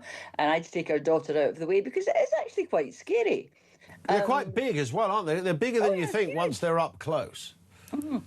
They're huge and it's quite frightening. So, I mean, while we laugh about the cost and stretching, it's actually a serious problem. I hate to be a party pooper, but it is actually a serious problem in parts of the country. 100%. Let's look at this story. Danny Kruger, the Reform MP, has pledged to prevent people from voting if their English is not good enough. I can't imagine the Lib Dems saying, yeah, we'll support that policy. Well, it just seems that Reform get more and more right-wing and further off to the right. We do have, in this country, at the moment, we do have a problem with our immigration policy that we all accept is failing. We all accept that something has to be done about the number of boats crossing the channel and the issues surrounding them. But I think we need to focus on fixing the problem. We need to focus on our immigration policy. We need to focus on getting back closer to the arrangements that we had with Europe before we left the EU about asylum seekers and where they land and where they can be returned to, and agreements with the French police. And those are the things that we should be talking about. You know, I think it's, you know, what does he mean by English? Does that mean that he would exclude people whose first language is Welsh or Gaelic or British Sign Language? I mean, it's just it's a policy I don't quite understand. I mean, when he says as well, I mean, just to feed into that last point you raised, that officials in polling stations would be told to deny someone a ballot paper if they were concerned about the ability to understand the process or the language. I mean, good luck with that. I mean, the idea that a volunteer, because they are volunteers, in a polling station would be given the right to remove someone's vote because they said they couldn't understand them. I mean, that can't happen. I wonder, however, whether the proposal is actually wider than this. He's talking about people or groups of people, and we've had, I mean, who knows the truth of this? We've had suggestions that, you know, people have gone down en masse into polling stations in some communities, no idea of what they're voting for, told by someone else what to vote for. I appreciate there's no specific evidence of that. I think his wider point is, you know, if you're not engaged in the process, you shouldn't be voting. Well, like you say yourself, the problem with this is that none of us, you know, what is he actually talking about? What is the problem he's talking about? How is it going to be identified? As you say, you've got volunteers in polling stations. You're going to say to them, you know, if you think someone's English isn't good enough, you can't allow them to vote. Now, that's going to put people off volunteering to go to polling stations. That's going to make polling stations, you know, a place of tension. There's no evidence that there's been allegations about this in the past, and there's actually no evidence. And the answer is to get people more engaged in the system. We've also had solutions like making voting compulsory, like it is in Australia. So I think this is an ill thought through policy that really it raises more issues and more problems than it actually resolves anything. It doesn't actually, I'm not quite sure what the policy is the problem is that he's trying to solve. And it's, as you say yourself, I mean, what is he trying to do? While you're with us, Christine, just a brief word on this. Birmingham City Council and flags. Now, Birmingham City Council is partly run, of course, by your party, the Lib Dems. They've got very upset about people putting flags on lampposts. They've gone to court. They want an injunction to stop members of Raise the Colours from putting flags up.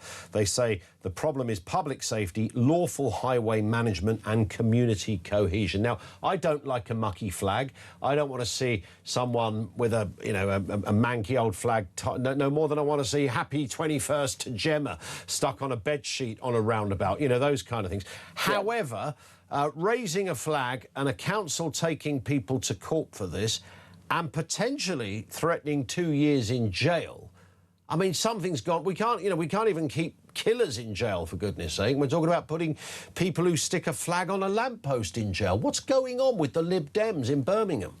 Well, actually, you raise a good point there about the prisons. I mean, I don't think that simply putting a flag or anything else like that on a lamppost is the issue. I think there is a road management issue, from what I understand. As I say, you know, I haven't actually spoken to MD at Birmingham City Council about this, so I don't want to sort of put thoughts in their head or words in their mouth, but, you know, and talk about their motivations. But I think there is a danger with sometimes where flags are placed that you know, it might interfere with road safety. I can understand all of that. I know that there are people who are concerned that, you know, the motivation for putting up flags might be intimidation. There might be a political point to be made. But I think what we have to always bear in mind is safety. And I think that should be... But is it really safe? I mean, this is the Lib Dems and the Greens. I mean, you guys are more left-wing than an Albanian Keep Left sign, right? So, I mean, the idea, when you see an English, particularly in England, you're a Scot, so when you see an English flag, I don't know what, you must discombobulate on the spot as a Lib Dem and a Scot. Why would the English flag bother me? I don't understand. Well, they talk about social cohesion. The council have said it's partly a community cohesion issue. Why would the country's flag be a problem for cohesion? I mean, if you were putting up the flag of another country, then that would make sense. But that's just anti-intellectual, isn't it, to suggest that you are somehow tampering with community cohesion by sticking... Forget the fact the flag might not be placed very well. I understand that. And again, I like flags to look like when you walk down the Mall, round the corner from where you work, of course, in Parliament. They're all up there on lampposts. They look amazing. They're all symmetrical. They're kept clean. It's beautiful. That's how I like flags to look. However, if somebody does stick one on a lamppost, the idea that it threatens community relations says there's something else very wrong, not the flag. Well, there's two things I would say. I actually agree with you. I remember many years ago on the, flags can look lovely. But I remember many years ago being in Canada and taking the train from Toronto to the border with the United States to go into Michigan to see friends. And every house had a maple leaf flag outside. And when you go to the United States, people very often have stars and stripes outside their house. And, in lots of places in Scotland, people have, flag poles with saltires on them. I think, and I love, actually, at Parliament, on occasions of state, when we have the flags round Parliament Square. I love it. But in Scotland, we have a thing where, in a lot of cities, Edinburgh included, you're not allowed to put anything on lampposts because of the road safety hazard, the cleanliness thing. So I wouldn't have a problem with flags per se, but I think it is a good idea for lampposts and things like that to be excluded from that. If you want to put the flag up outside your house, fine, do that. That's a sign of patriotism. That's a great thing. But if you're going to put them on lampposts, maybe cause a road safety issue, or some flags can be taking some flags. I'm not saying, the English flag or the Scottish flag or all the rest of it. Some flags put outside someone's house could be taken as a sign of intimidation. That's a different issue altogether. For me, anything on a lamppost is a question of whether or not it's an issue of road safety, cleanliness, that sort of thing. But personally, I have no issue with flags. Just a final point, Christine, back to where we began, actually. You must know St Andrews reasonably well. Oh, yeah. There's a cheese toaster. This is from Steve in Stirling, who says there's a cheese toasty shack in St Andrews, and you can insure your cheese toasty against seagull theft for £1. And the proceeds go to charity. It's the best toaster you'll find anywhere, says Steve. So there you go. That's a great idea. It's not bad, is it? Not bad at all. Christine, lovely to have you with us. Thank you. Christine Jardine, Lib Dem MP, with us on the programme. Charlie Rowley is still here for a final bite at the cherry. Final words from Charlie? Because you're going now, aren't you? I will, yes. I'm going to foxtrot out of here. See what I did there? Yes, we did. We just chose to ignore it. You like most things I say, no doubt. By the way, it's been great fun. We didn't get a chance to mention this. You know, Donald Trump has changed the name of Lake Ontario to Lake America. An executive order, yes. I mean, even if you like Trump, if Joe Biden did that, all right, Trump supporters would be piling in like... I mean, it's a bit mad, isn't it? What's he doing over there? I mean, of course... An executive order, and he signed it in front of the press. Yes, of course, he's done this already once before, hasn't he, with the Gulf of Mexico, the Gulf of America. Gulf of America. But, of course, the Canadians don't have to call it Lake America. What, was it ever in doubt that it was Lake Ontario? I mean, you're changing... You can't just walk into a place and go, I'm going to change the name of that town. Well... Because I don't like it. But most people wouldn't. But he's been able to just redecorate the entire White House, have a whole new sort of ballroom build. Got it all going on. Flags, talking of flags, flagpoles at the front and the back, north and south of the lawn of the White House. Love it. Listen, Charlie, thank you. Have a cracking weekend. Charlie Rowley is back tonight at 7 on his Todd. Well, you'll have people to talk to, I'm sure. Well, I hope so. I've got to ask Ted. Ditching his responsibilities. Ted will be in the pub by then. Don't you worry about that. Thank you, Charlie. I might have to call Jeremy. You might, yes, don't worry. Phone a friend. He's ready. Thank you to Charlie Rowley. We're going to speak to David Shipley in a moment as well. Let's get a voice note on flags. It comes from Sean in Grimsby. Morning, Sean. Morning, Ian. Sean from Grimsby. Our country is completely backwards now, mate. We're living in a country where you can get 2 years for putting up the flag of our great nation. Yet Hugh Edwards got no jail time for child pornography. Just let that sink in, mate. I mean, what's worse, putting up a flag or kiddie porn? I'm going for kiddie porn, mate. Just a backward society we live in now, mate. Great show.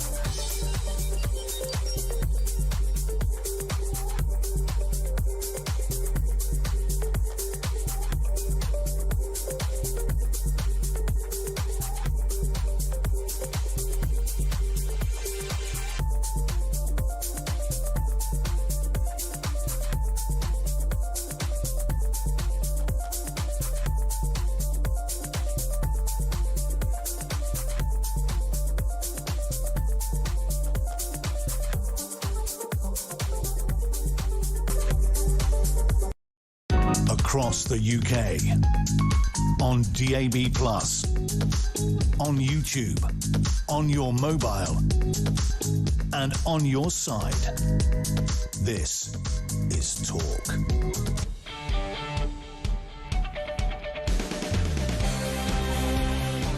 It is Talk. Good morning. 20 to 8. Lots to get through. Sean in Bridlington says the reform voting policy is to stop family voting. It is to stop men forcing their female family members voting the correct way. Well, that's the thinking behind it. The problem you have with that is it will be left potentially to a lone individual to call that out. And at the moment, they haven't fully found... I mean, look... They tried to look in to find evidence for it. They couldn't find specific evidence, because if you're accusing somebody of essentially a form of fraud, you've really got to have that in black and white, I guess. Even though you kind of go, yeah, of course that goes on. We know it does. Shane says, I'd love to see the councillors go to the Chinese embassy and tell them to take their flags down. That's a good point. They'll probably be shot. Thank you, Shane, for that. Just gone 20 to 8. Let's get a word with David Shipley, investigative journalist on crime and justice issues. David, good morning to you. Good morning, Ian. I mean, what the heck is going on in Middlesbrough right now? We had this horrific accident on the A66 where 2 police officers lost their lives. They were not pursuing the Volkswagen. The people in the Volkswagen also died. The story for me is 2 police officers lost their lives, in relation to this. But what's happened since then is also as horrific and disturbing. We've got all sorts of things going on. 2 people, including a 7-year-old kid, killed in a house fire. 2 people have been arrested in connection with that. We've had these bizarre vigils for the people that were in the Volkswagen that was going the wrong way down the A66, who all died, and their family members encouraging people as a memory, in a tribute to some of those that have been killed, to turn up on bits of field, start fires, take your cars, let off flares. I mean, what the hell is happening here? Yeah, it's appalling, isn't it? I think it's interesting that initially when this awful crash happened, some people were trying to suggest this was because of social media, that somehow this was, an online craze. It's not. This is serious organised crime. These are obviously groups of people, families, who are in the habit of committing very serious crime, of ram raiding, of drug dealing, and of killing their rivals. And that's what is being dealt with here. And I think it's very important to remember that when these sorts of awful things happen. There's nothing to do with online trends or any of this sort of nonsense that politicians would like to redirect us to. Indeed, but it's thrown up perhaps a whole area that every neck of the woods, postcode, region, town or city has rivalry between either neighbours or gang-related, whatever it happens to be. We just never really heard of what was happening in this neck of the woods in Middlesbrough. I mentioned about these bizarre tributes, memorials for the dead of the Volkswagen. This was the Volkswagen that the police initially were chasing. I mean, I don't think I've ever seen anything like this before, where the families are asking people to turn up and essentially, for want of a better phrase, David, kick off. I think, obviously, there are people who've been arrested and being charged in this situation. It's difficult to say things in detail, but there are communities and families and crime families in this country who I think have very, very different senses of morality to you and I and your viewers. And that is actually the sort of thing we're dealing with here. And what I think is part of the problem is we saw 4 of the young men in that car had substantial criminal records. Really substantial. And I think really the issue here is that we are not identifying young men who are dangerous, who show a habit of being dangerous, who show a habit of being repeatedly criminal, and we are not locking them up. That's the actual issue. Yeah. I mean, this is kind of... I mean, these aren't sort of the Tony Soprano mafia kind of people. This would be, perhaps in a different territory, but there's definitely a gang-related issue here. And Look, I know kids are kids and they do weird stuff, and feral kids, for want of a better phrase, perhaps are likely to do it. But there seems to be there's adults involved in this as well. And when you've got people torching a field of cars in a tribute to someone who died in a car crash, hundreds of extra police officers, David, drafted in for this. I mean, we are really talking about a almost subculture, if you like. I mean, this isn't, these aren't gritty working class, decent people. These are people of a kind of very different class, if you like. Yeah, absolutely. I think words like feral would get thrown around. I mean, I'm reminded actually of some traveller men who I knew when I was a prisoner, who were all in for repeatedly ram raiding, driving their car into buildings to steal things, or driving their car and using it to drag away cash points to steal the cash in them. And these sorts of people do have a very, very different sense of acceptable behaviour and what morality is and what decent behaviour is. And I think it's quite confronting and upsetting, actually, so much to realise that, isn't it? Indeed. David, thank you.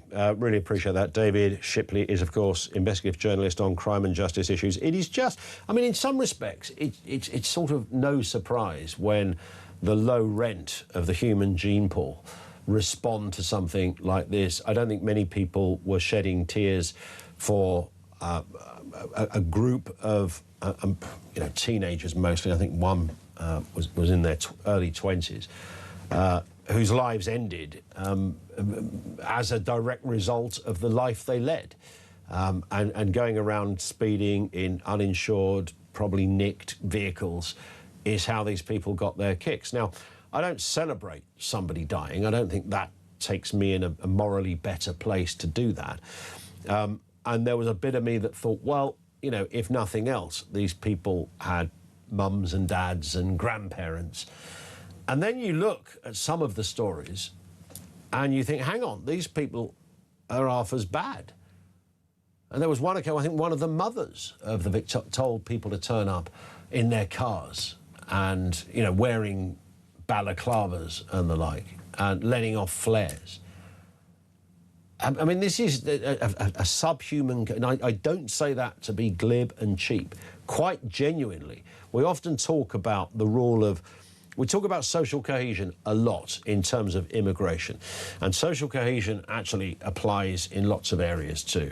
It applies to these kind of areas as well. People who live by a different set of rules and regulations, people who think that's okay, people who would be celebrating the death of police officers, not in any way saying a prayer or looking at the horror of what has happened. They will see their kids, and that community will see those teenagers as some kind of, with some kind of hero status. They died doing what they loved. Well, what they loved doing was criminality. And we know that from the rap sheet around 4 of the 5 that died was so extensive, it would take me to the news at 8 o'clock to start to read it out. And then this, the vigil. And then we have a fire taking place that has killed 2 people, one a 7-year-old girl. What is going on? These people live among us. 0344 499 1000. There is some breaking news. The King of Norway, Harald V, has died at the age of 89. He was taken to hospital last week for treatment for a rare blood condition, but the palace in Oslo said he passed away peacefully at 6:35 this morning at the National Hospital in Oslo. 0344 499 1000. Lots of calls and comments coming in from you. We'll talk to Simon Calder in a moment. It's a bank holiday weekend. That means travel chaos somewhere. Simon will have the latest. And we're also talking about Reform UK for lots of reasons. Let's get a voice note on that very point from Steve in Yorkshire. Morning, Steve. Morning, Ian. Steve from Yorkshire. Love your show. Like you, I love to see a bird of prey. But on the voting thing from Reform, I understand why they're doing it, but I think Reform just need to keep a little bit quiet. At the moment, they seem to have a policy every couple of days or every week at least. I think it's too much.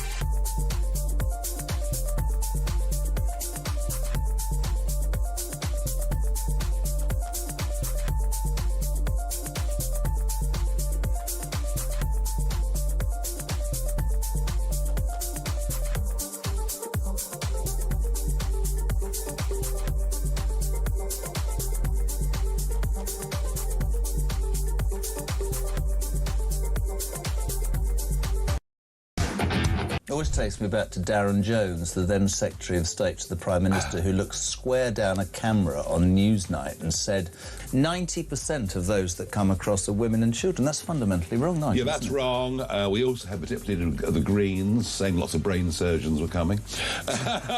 These are aggressive, dangerous young males, and there's no other way of putting it. Could some of them turn into a force within this country, perhaps even an army within this country that's against us at some point in the future?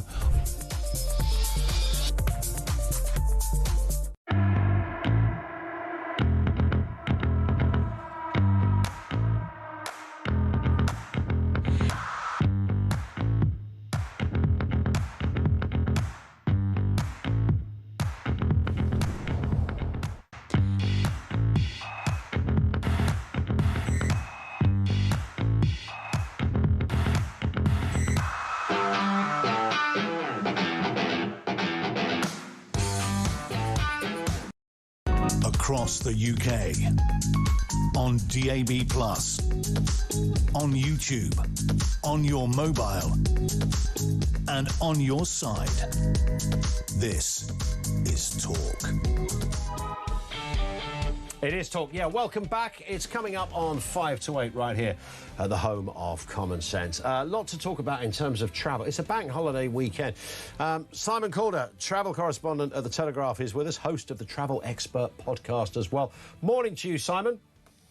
Good morning, Ian. I wish I could bring you good news, but I'm afraid there are about 10,000 people waking up this morning where they didn't expect to be because of all the cancellations we saw yesterday in the London area, largely due to thunderstorms. This affected mostly Heathrow and Luton airports, and on top of that, there were about 10 cancellations in and out of Stansted. Now, that's annoying for all the people involved, people not being able to get on their holidays. But actually, we are in the big squeeze weekend because the August bank holiday, remember the last long weekend before Christmas, has coincided with the very end of August. And that means people have to be back at school or in the office on Tuesday, the 1st of September. And I'm looking now at planes being cancelled all the way across from Egypt, Cyprus, Greece, Croatia, Italy, France, Spain and the Canary Islands, and thinking, how are those people going to get home? Because everything is very, very heavily sold, I'm afraid. I don't know which way round is best. If you're stranded in the sun, I mean, there's always a bit of you when you're not on holiday. You look at someone and go, well, what's the problem? You've got another week in the Algarve or whatever. But actually, that doesn't really tell the true story, does it? If you need to get back, your kids are going back to school, you've got a problem. You certainly have. Yeah, I mean, normally if you're flexible and they say, sorry, we can't bring you back for 4 days, then that since they've got to pay for your hotel and meals and everything, that's great. But the crucial thing is that pretty much everybody who's booked to come back over this weekend is coming back because they absolutely need to be here. I've asked British Airways and EasyJet, the two airlines most affected, what they're going to do to get people back. I haven't heard anything yet so far. But if you're staying in the UK, things aren't looking as marvellous as they might be due to, a whole lot of problems, in particular on the roads and on the railways. It's going to be really, really tough on the motorways, particularly if we get any flooding due to the rain. The RAC is predicting the busiest bank holiday weekend on record. Now, given that, as we've been hearing in the weather forecast, it's not looking as though it's going to be bright sunshine, so you won't have loads of people heading for the coast, for the countryside. It might be a bit easier, although around shopping centres on the edges of big cities, that could be very busy. INREX, who sort out all the traffic jams where they're going to be, say two particular hotspots, M25, the western half around London, so that's pretty much from Watford down to the M3 junction, and then on the M5 heading south from the M4 junction north of Bristol towards both towards Somerset, Devon and Cornwall. As far as Glastonbury, it's going to be very, very sticky. They're talking about a 75-minute wait there. going across on the channel. It's not actually going to be very bad going out, but coming back, where, of course, in Calais, you have to go through passport control while you're in France for the UK. I think we could see some long delays there. And then on the railways, oh, don't get me started. If you're trying to travel north-south, well, good luck. Well, on that sobering note, Simon, the details that we always give is, check your journey before you leave, of course, because you don't want any nasty surprises. Whatever you're doing, Simon Calder, have a cracking weekend, though. Great to have you with us. He's from The Telegraph, of course, and host of the Travel Expert podcast. Coming up in the next hour, we're going to be speaking to Edwina Currie, former Conservative Minister, of course, Matt Vickers, who's Deputy Chair of the Tory Party, and Danny Kruger. Of course, he raised this initiative, this discussion about blocking voters who can't speak English. We've had a lot of response on this. What does he mean by it? Is it workable? We'll put all of that to Danny Kruger. He is, of course, the Reform UK MP for East Wiltshire, with us in the next section. And your calls and voice notes, 0344 499 1000.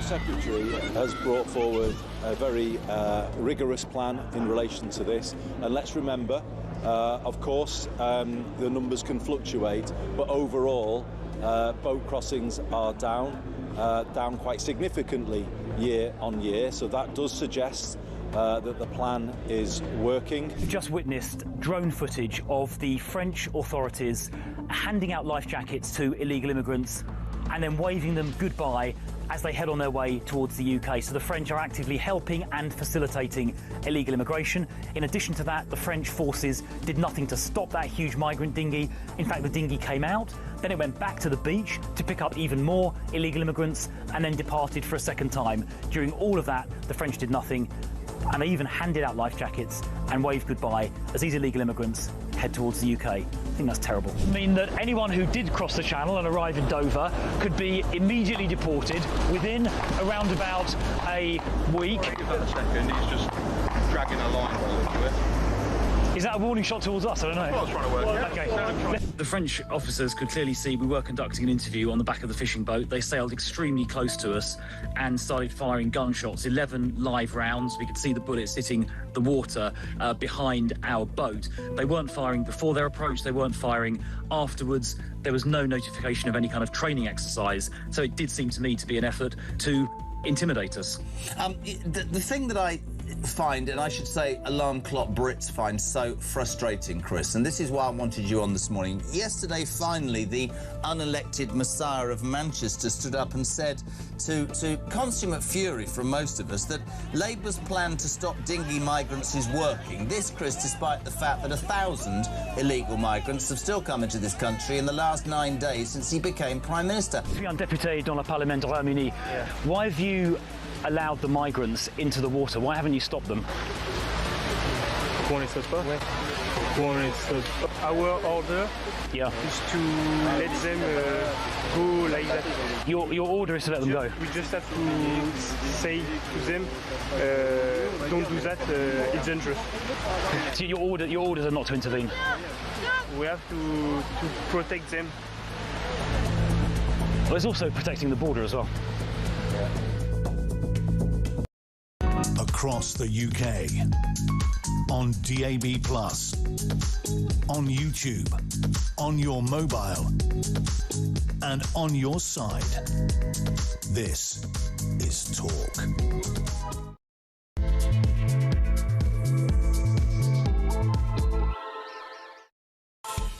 Good morning. Welcome back. 3 minutes after 8 o'clock, right here at the home of Common Sense. Friday, 28th of August. We're kissing goodbye to the summer and we head into a bank holiday weekend. What have we got this morning? Flags, and more flags. Well, unless you're in Birmingham, where you can't put one up because Birmingham City Council are seeking a High Court injunction to stop members of Raise the Colours from putting flags up in the city. The authority said the action followed, this is the best bit, evidence-led processes, right, which focused on public safety Did anyone ever get injured when a flag fell off a pole? Lawful highway management. And this is the kicker, community cohesion. So putting a flag up of the country you are in could somehow compromise community cohesion. No, if you put a flag up of another country, that could compromise community cohesion. Don't get me wrong, I don't like a mucky flag. I think flags should be put up nicely, respectfully, with a little bit of symmetry if possible, one over there, make it look nice. But that's a whole different argument about the aesthetics. This is something else from Birmingham City Council. There's also talk about going to jail for 2 years if you break the flag rule. Seriously? We can't even keep police killers in jail without a protracted process. Connected to social cohesion, Danny Kruger, the Reform MP, has pledged to prevent people from voting if their English is not good enough to understand the electoral rules. Officials in polling stations would be told to deny a ballot paper if they were concerned about a person's ability to understand the voting process or indeed the language. I don't know how that will work in practice. Danny Kruger will join us in the next 30 minutes. And Kemi Badenoch also getting tough in a similar area. She says Britain is our home and not a hotel. Writing in The Sun, she's reaffirmed the need to leave the ECHR. They're claiming the Conservatives are now leading the debate on immigration. Are you buying into that? Nigel Farage, of course, would say this is homegrown territory for him. Can Kemi Badenoch usurp the leader of Reform? And a story you might have caught earlier this week. The mother who woke up to find a fox in her bed. Not kidding you, sniffing her face. When she put the light on, she realised the fox had nibbled at her baby's head as well. Fortunately, it wasn't serious, but my God, it could have been. It does move us into that territory of being on the receiving end of a wild animal attack, whether it's a fox, an owl swooping down, an overambitious bullock chasing you through a field. Not pleasant stuff when you're in the midst of it. Thoughts on that? 0344 499 1000. Gary's on the Isle of Skye. He says, morning, Ian. I'd like to ask Christine Jardine, the Lib Dem MP we spoke to, whose first language is Gaelic? She mentioned Gaelic when we were talking about the Kruger story. Gary says, I know a lot of Gaelic speakers, but every one of them understands English. What Danny Kruger is trying to do is stop people who are not invested in the UK having a say on who governs it. And I think that is rather the point. Gary, thank you for that. Let's get a word on this and a couple of the other big stories. Edwina Currie, former Conservative government minister, joins us. Edwina, good morning to you. Nice to have you with us. I mean, look, you know, Reform are... They would class themselves as the real Conservatives these days. Your lot, you know, you were there once upon a time, you had mass success, you were in government for years, but now it's all gone. They are the right heirs, the new right and mighty heirs to the Conservative throne. What do you say on that point, firstly? Are you trying to wind me up? Of course Ian? I am, Edwina. It's a bit early in the morning. It's a bank holiday, you know, you've got to do something. Yeah, if you look at the polls, actually, it's Reform that are sinking in the polls right now. And it looks like Labour has moved back up, which is more of a reflection, I think, of the number of constituencies that Labour holds. They have a huge majority in the House of Commons. No, Reform, I think, is struggling a little bit. I think they hit peak Reform a little while ago. And there's Kemi as the most popular possible person to be Prime Minister in future. And that's good news. And I think Kemi's attitude to it is a little bit like Gareth Southgate in Dear England, that we may not win the next one. It looks like it might be a hung parliament. And we may not win the one after that, because it takes a long time to do penance for past wrongs, some of which I suspect we're going to talk about in a minute. You have to accept those wrongs. You have to think how you could do things better, and given the damage that is done, how you might take things forward from here. Yep. Kemi is an amazing lady, and one of the key things that attracts me to her is that she can think long term, and you are not thinking long term. Well, your long term is quite long, though, isn't it? I mean, you're talking about 3 elections. Is she going to be in situ for 12 years or 15 if you add up the remainder of this parliament before she thinks she stands a chance? Well, with a bit of luck, I'll be pushing up the daisy before we get to that stage. But that's how you have to think about it. When a government has had a catastrophic collapse, then it's usually 10, 15 years before they're able to return to power. But if you think of it like that and you plan it like that, in fact, in other words, if you are very shrewd and historically capable, you are actually on the ball about the way these things actually work, then that's how you plan it. It can happen a lot faster. It's happened to Labour, it's happened to Tories in the past, it's happening to us right now. I was just a sort of separate point to this. I'd totally forgotten this, that when Mrs Thatcher won in 79, her majority was about 42. Now, of course, 42 is a majority and it's a working majority, but in our minds, we had this idea that 1979, because Labour and everything that had gone wrong, and, Callaghan and God knows what else, it was falling apart. Nobody could get it right. We have this image in our head that she came in with 300 majority. In fact, the 83 election she did rather better. But it was, I only raised this point because you were talking about the sort of, slowly approach. So even Thatcher started off with, relatively speaking, not the biggest majority we've seen. Oh, that's absolutely right. And indeed, I came in 83. We had a majority of 144. Yeah. We had so many new MPs that we were having to turf the old Labour guys. They didn't quite believe it out of their offices in order to find somebody to sit down and do some work. You have to think long term, and Margaret certainly did that. The generation that came in, particularly in 83, had been carefully cultivated back at university days in the late 60s and early 70s.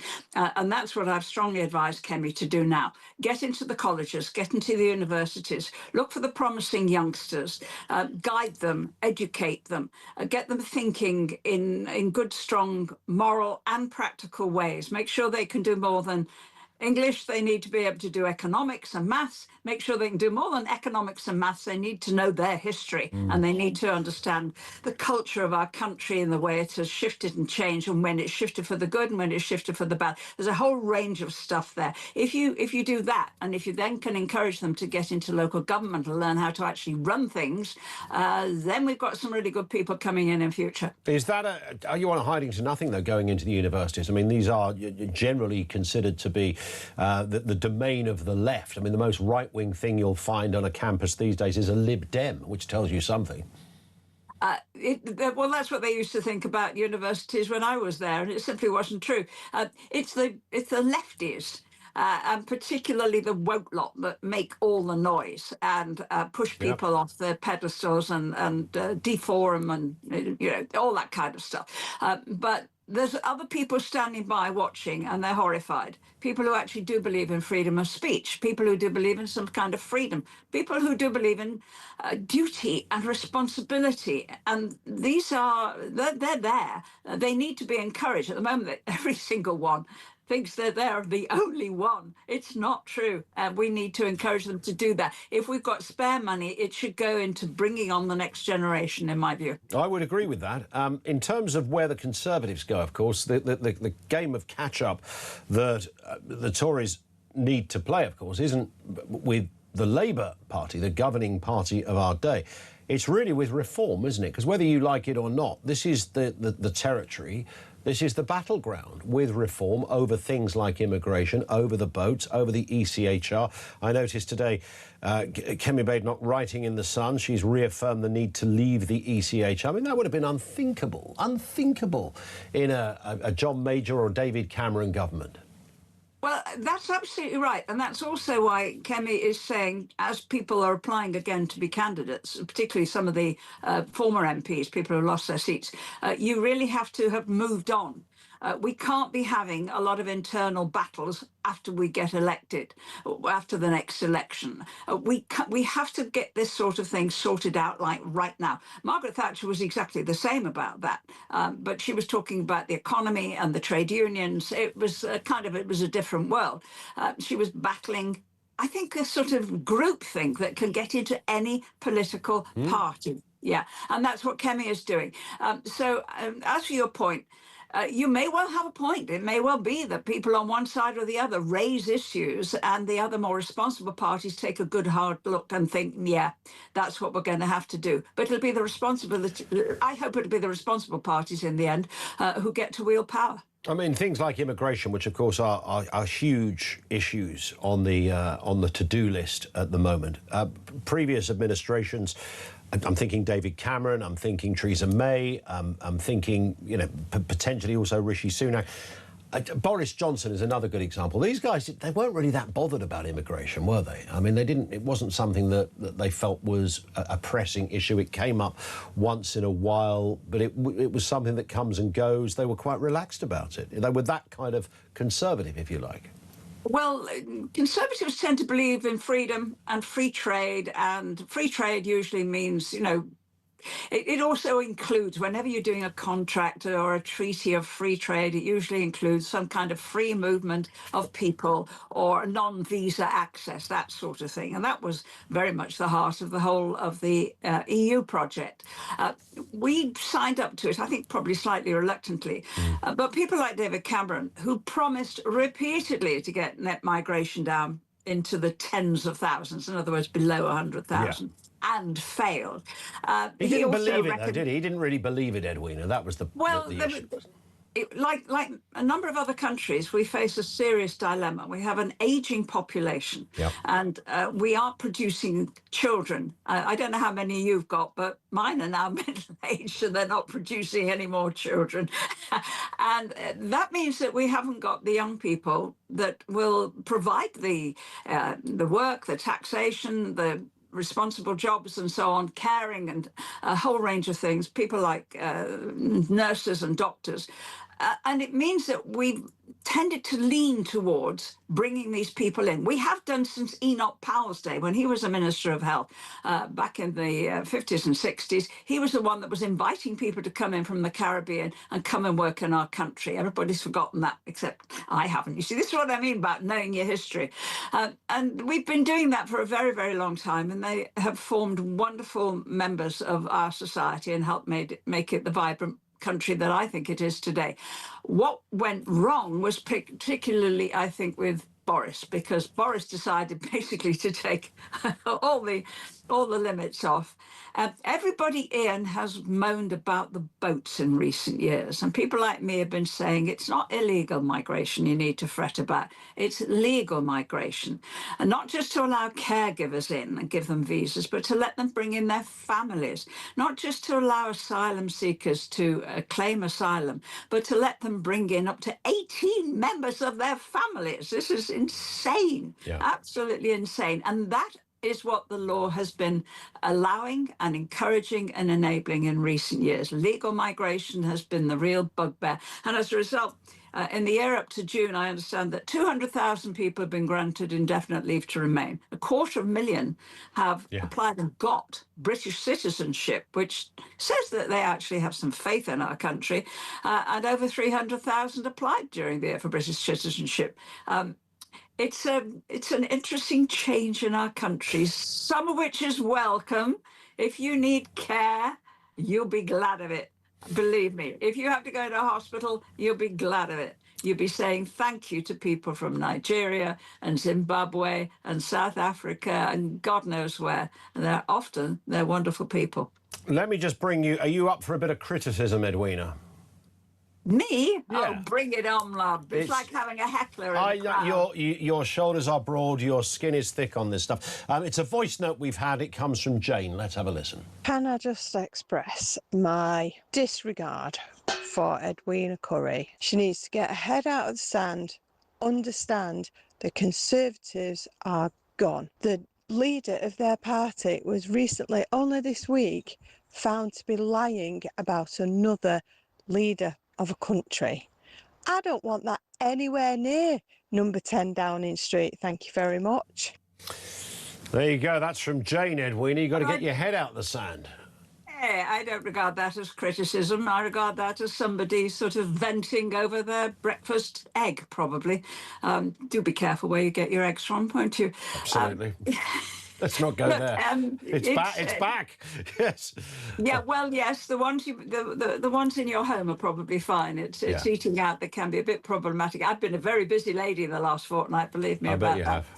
I bet you have. Look, nobody's perfect.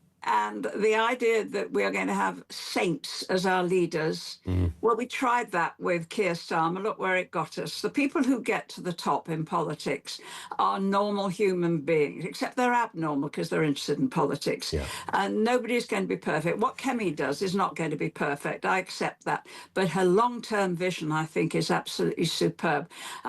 She's ranged from flipping burgers in McDonald's to repairing computers. She could take my computer to bits and put it back together again. She's brilliant. And we are incredibly lucky to have somebody of her quality who is willing to serve in Parliament and to be the leader of the opposition right now. But, you know, watch the space. I think we're going to continue to make progress. On that point, Edwina, thank you. Have a lovely bank holiday weekend. That is Edwina Currie, former Conservative government minister, of course, with us on the programme. Kemi Badenoch will be great as our leader because she used to flip burgers and knows how to fix your hard drive. Sure that washes. We'll put that to Matt Vickers in a moment. He's the deputy chair of the Conservative Party. He's with us next. More from you. You want to drop us a voice note on any of this? 0344 499 1000.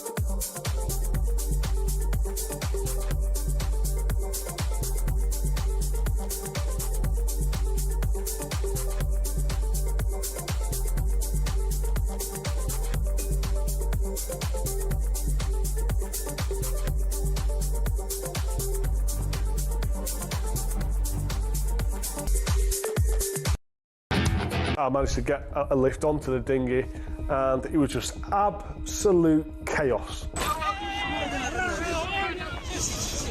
Yeah, push. Yeah. Come on. Come on. Yeah, it's okay, don't worry, don't panic. You know, there's people almost drowning in the water trying to get to the boat. They've got no idea how to swim. I'm sort of on this boat thinking someone's going to get killed there.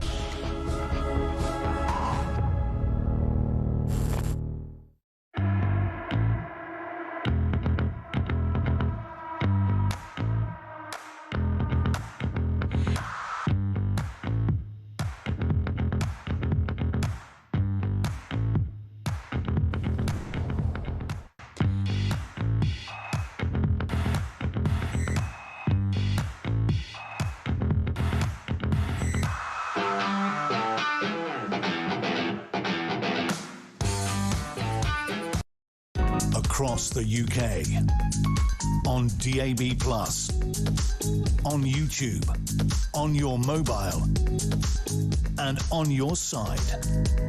This is Talk. Jenny in Ormsby in Norfolk says, Christine Jardine just made me mad. A flag near someone's house being intimidating. These people chose to move here, settle here, and to love and to love the British people. If they're intimidated, then they can go somewhere else and fly their own flag. Great show. I don't think that's always the thing. I don't think those people are intimidated. It's usually with councils. You always find this as a story every year, isn't it?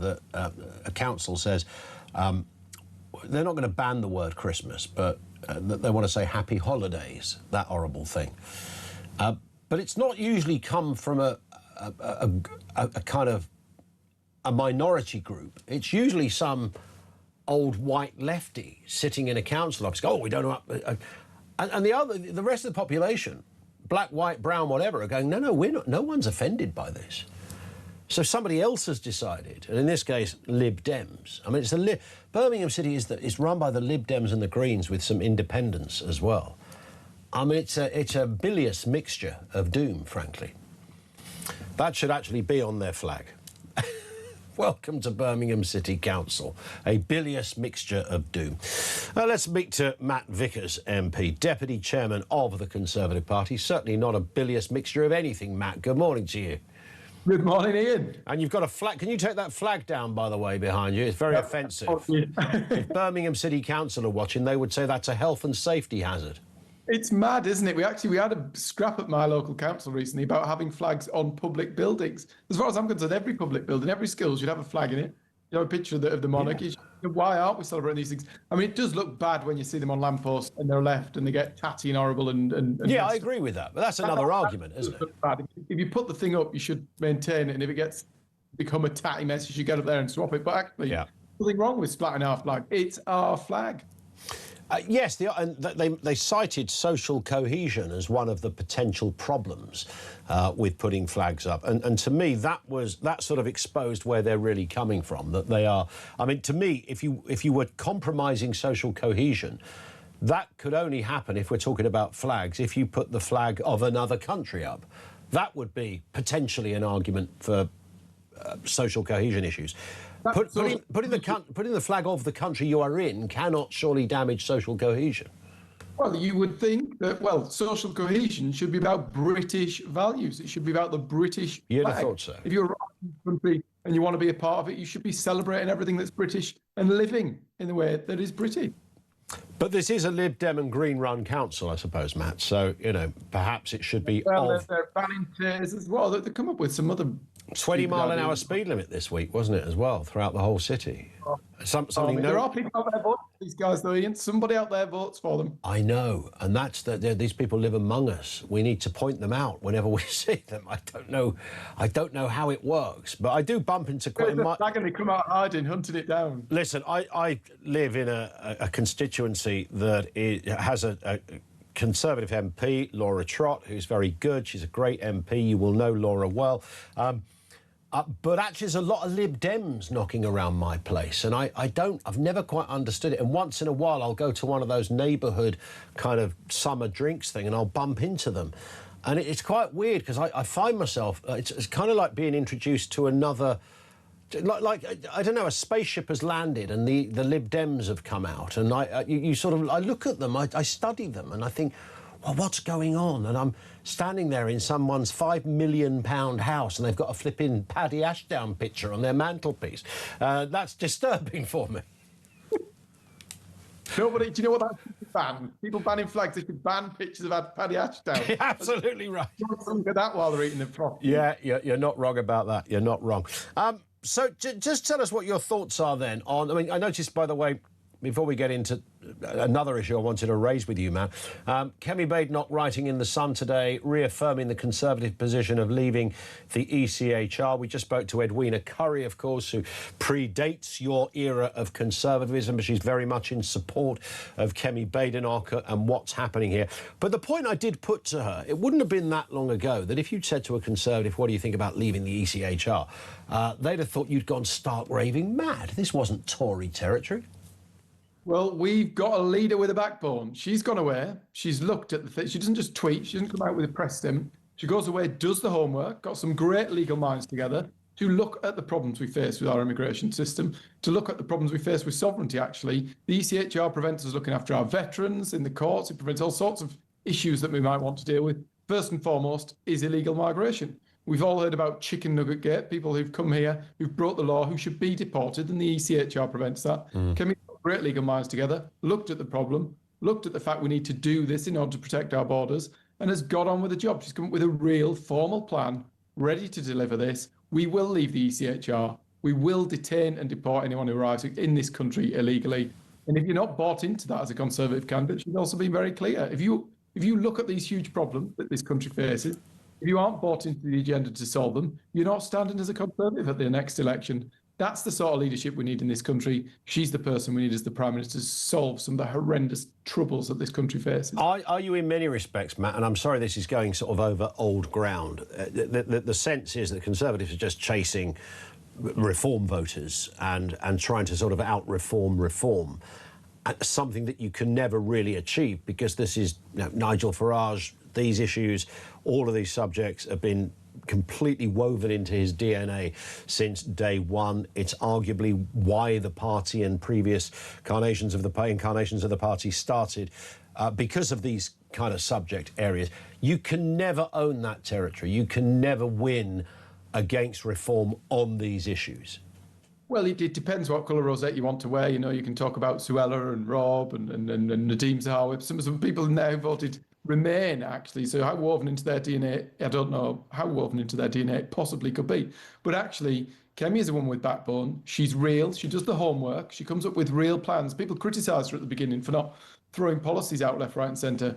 She goes away. She doesn't say anything unless she's worked out how we're going to do it. There's a real formal plan there tomorrow. Actually, I'd like Andy Burnham to pick up the plan that we've prepared. It's ready to go. If we arrive in office tomorrow, she can get on with it. She's determined to deliver for the British people. She's the right person to take this country forwards. Danny Kruger, who we're going to be speaking to shortly, of course, another former Conservative, now Reform MP. He's pledged to prevent people from voting if they can't speak English well enough. Thoughts on that, Matt Vickers? Well, if you can't speak English, you shouldn't be getting citizenship. They've also quoted today, they've talked about the fact that political literature, leaflets that go out from political parties, should not be sent out in any other language. They need to get with the programme. I think we actually took that forward in the House of the Commons months and months and months ago in response to what happened in that by-election. They can tweet about it. We'll do the homework. We'll come up with a real plan. We'll come up with the bills that can get this stuff done in Parliament. So you think the Conservatives can or do own this whole debate about immigration and the various tentacles that come from it? You think this is a territory that you can nick from reform? Well, no, I think we're coming up with real formal plans, real prepared work that we can actually act on. We aren't just saying, oh, isn't this terrible? We'll do something about it. No, we're telling you what we're going to do. We're going to make our pitch to the British people on that. People should listen to what Kemi's got to say. She's done the homework. She's ready to deliver. And it's a space that's very important to me and very important to the British public. Can I ask you a completely separate question, the most serious question that you're ever going to be asked in the next year or so, I reckon, Matt? Have you ever been attacked by a fox? Well, there was one creeping around the House of Commons, wasn't there? Did you see this? Yes, it got in the building, right? It didn't just it got in the building. It got to floor 4. I don't know if it operated the lift or whatever. It got into George Freeman's office. Isn't he getting into trouble for taking a picture of it? So I can't remember what's going on there, but he's getting into trouble for that. Foxy people, but to be honest, in this job, when you operate in politics, you're probably more likely to bump into a few rats. That's a very good point. That's where we are. Yeah, indeed. Matt, thank you. Matt Vickers, MP, Deputy Chairman of the Conservative Party, with us on the programme. Was that a reference to Robert Jenrick at the very end there? Maybe it was. If you've just turned on your radio and thinking, what a weird question to ask an MP. Have you ever been attacked by... There was a reason, by the way. I'm not going to go over all the details. That is the problem with live, moving, streaming radio, is that subjects you're not familiar with why that was just introduced. We were talking about foxes, wild animal attacks, and there was a reason behind it. Won't bore you with the full details. We'll continue to take calls and comments on that. Let's get a voice... We are going to talk to Danny Kruger from Reform UK in just a moment. Let's get a voice note on the Tories. This comes from John. Morning, John. Morning, Ian. It's Johnny in the van. Just listening to Edwina Currie on your show just now. I agree with some of what she said, as in, I think that Kemi Badenoch is a great leader, and I think she would make a great Prime Minister. Unfortunately, she's leading the Tory party, which is toxic, which I think, and I'm sure many people do, think that they are directly responsible for the mess that we're in right now. You know, they had 14 years to put this country right, and they did nothing. And I don't think they'll be forgiven anytime soon. So yeah, I do like Kemi. I think she's great. I think she's a great leader. I think she would make a great PM, but she's in the wrong party. Great show, mate. Love you, Ian.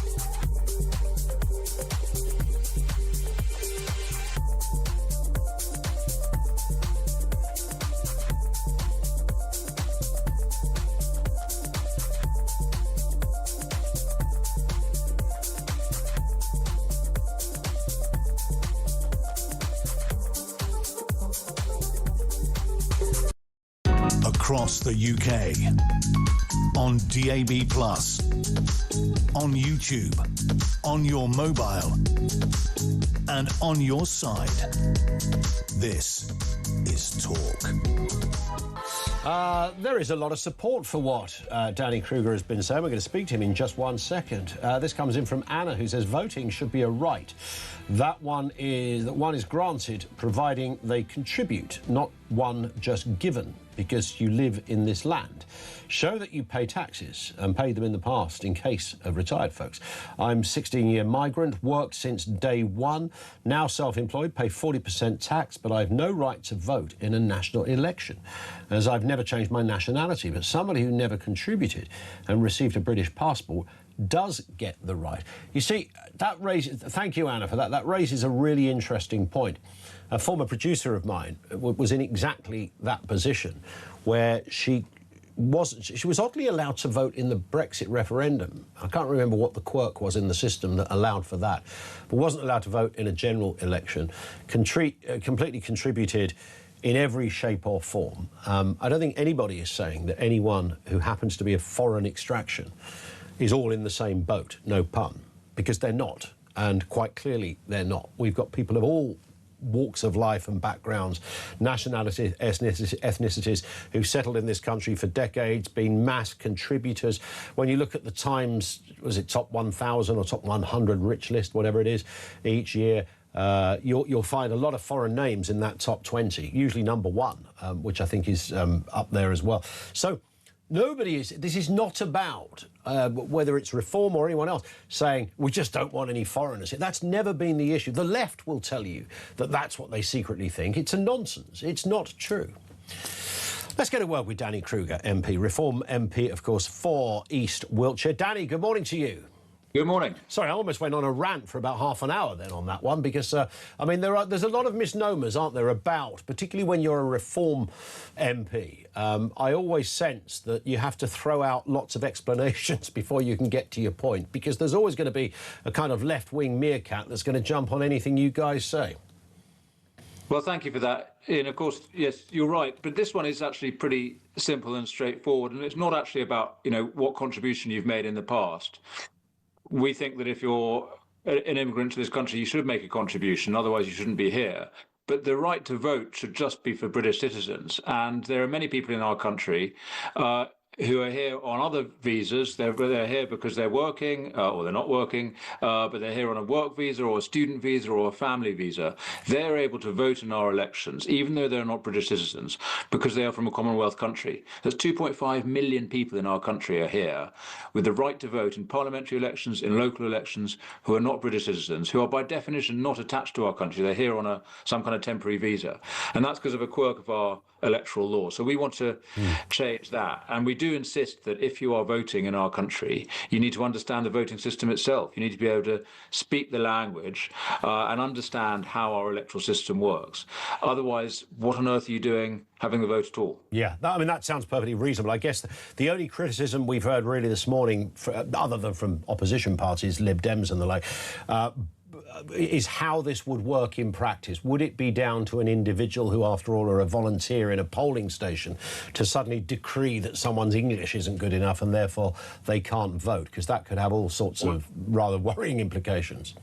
Listen, it is difficult because we have a simple principle in this country that used to be implicit. Everybody understood the language, everyone spoke the same language, everybody understood the very simple idea that an election is for an individual to vote on their own in a secret ballot. You can't be strong-armed into voting one way or the other by anybody else. These are traditional implicit principles. We need to make them explicit. So yes, you're right. How do we police that? Well, the answer is the presiding officer or their representative in the individual polling station will be empowered to insist, as already the law states, that you can't be pressured into voting one way or the other. You can't vote with other people in the little voting booth. You have to go into there on your own.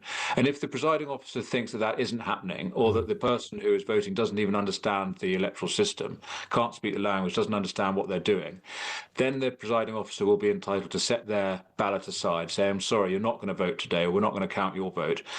That can then be appealed by to a magistrate, and the magistrate will then decide whether the person in question properly understands the election that they're taking part in. And if they conclude that they're not, then that vote will not have been counted. It won't stand. So, yes, we are putting more responsibility. We're empowering the person who's in charge of a voting station, a polling station, who currently is there to ensure that the system works properly. We're giving them more power to say, I'm sorry, this person clearly doesn't understand what they're doing. Their vote won't be part of this election. Just in terms of the wider issue of where Reform UK are, where the Conservatives are, your former party, of course, Kemi Badenoch, almost on a daily basis talking about issues of immigration, whether she's today writing in The Sun, reaffirming the need to leave the ECHR and the like, clearly trying to claw into some Reform territory. Is there any sense in the Reform camp, when you have your heady meetings and you're sitting around a table talking about this, that the Conservatives are a threat to you on this specific issue of immigration? Well, listen, the fact is the Tory party has now got into this similar place to Reform. It's taken a long time. I think the party remains quite split on these issues around the ECHR. I'm afraid to say their record on migration is lamentable. We have had hundreds of thousands of people coming into this country. Over 200,000 issued with visas, indefinite leave to remain over the last year. Those are people who came into this country mostly because of the immigration rules that the Conservatives introduced. That's a big part of the reason why I left and why so many others have left. It's welcome that they are now saying they would undo some of that work. They haven't commented on the Boris wave or the ILR rules, but I'm glad to say they are officially opposed to the ECHR and they want to remove illegal immigrants. Of course, that's absolutely right, and we're there already. I think the fact is, most people in this country have concluded that no matter what the Conservative leadership say, and it's great that they're talking sense at last, the party itself remains responsible for the problems this country's in, and that's why we need a change. That's why we need a radical new party, new faces, who are going to demonstrate and to bring to the country the changes that are needed. It can't be done, I'm afraid, by the party that got us into this problem. I know this probably sounds like old ground, but I am still genuinely fascinated by this era of politics that we are in. When you crossed the floor, as it were, to join Reform, I'd suggest, Danny, that you were probably perhaps the most surprising person that has done that. There's been a few, and there's been many more councillors that perhaps people haven't heard of. And I remember thinking on that day that it was announced you were leaving the Conservatives, I thought someone had made it up. You know, I'm thinking, this is Danny Kruger. You know, I looked at you, I've always thought this is Danny Kruger. I don't know you, Danny. I know your sister a bit bizarrely, but that's a whole separate story and great. But I followed your journey, you know, where you'd worked even before becoming an MP and the like, and he's left the Conservative Party. It was like Thatcher had left the Conservative Party. It was a big deal. Is there any sense of you that... Sorry, I'm sounding very dramatic here. I'm just looking back to that time when you made that move.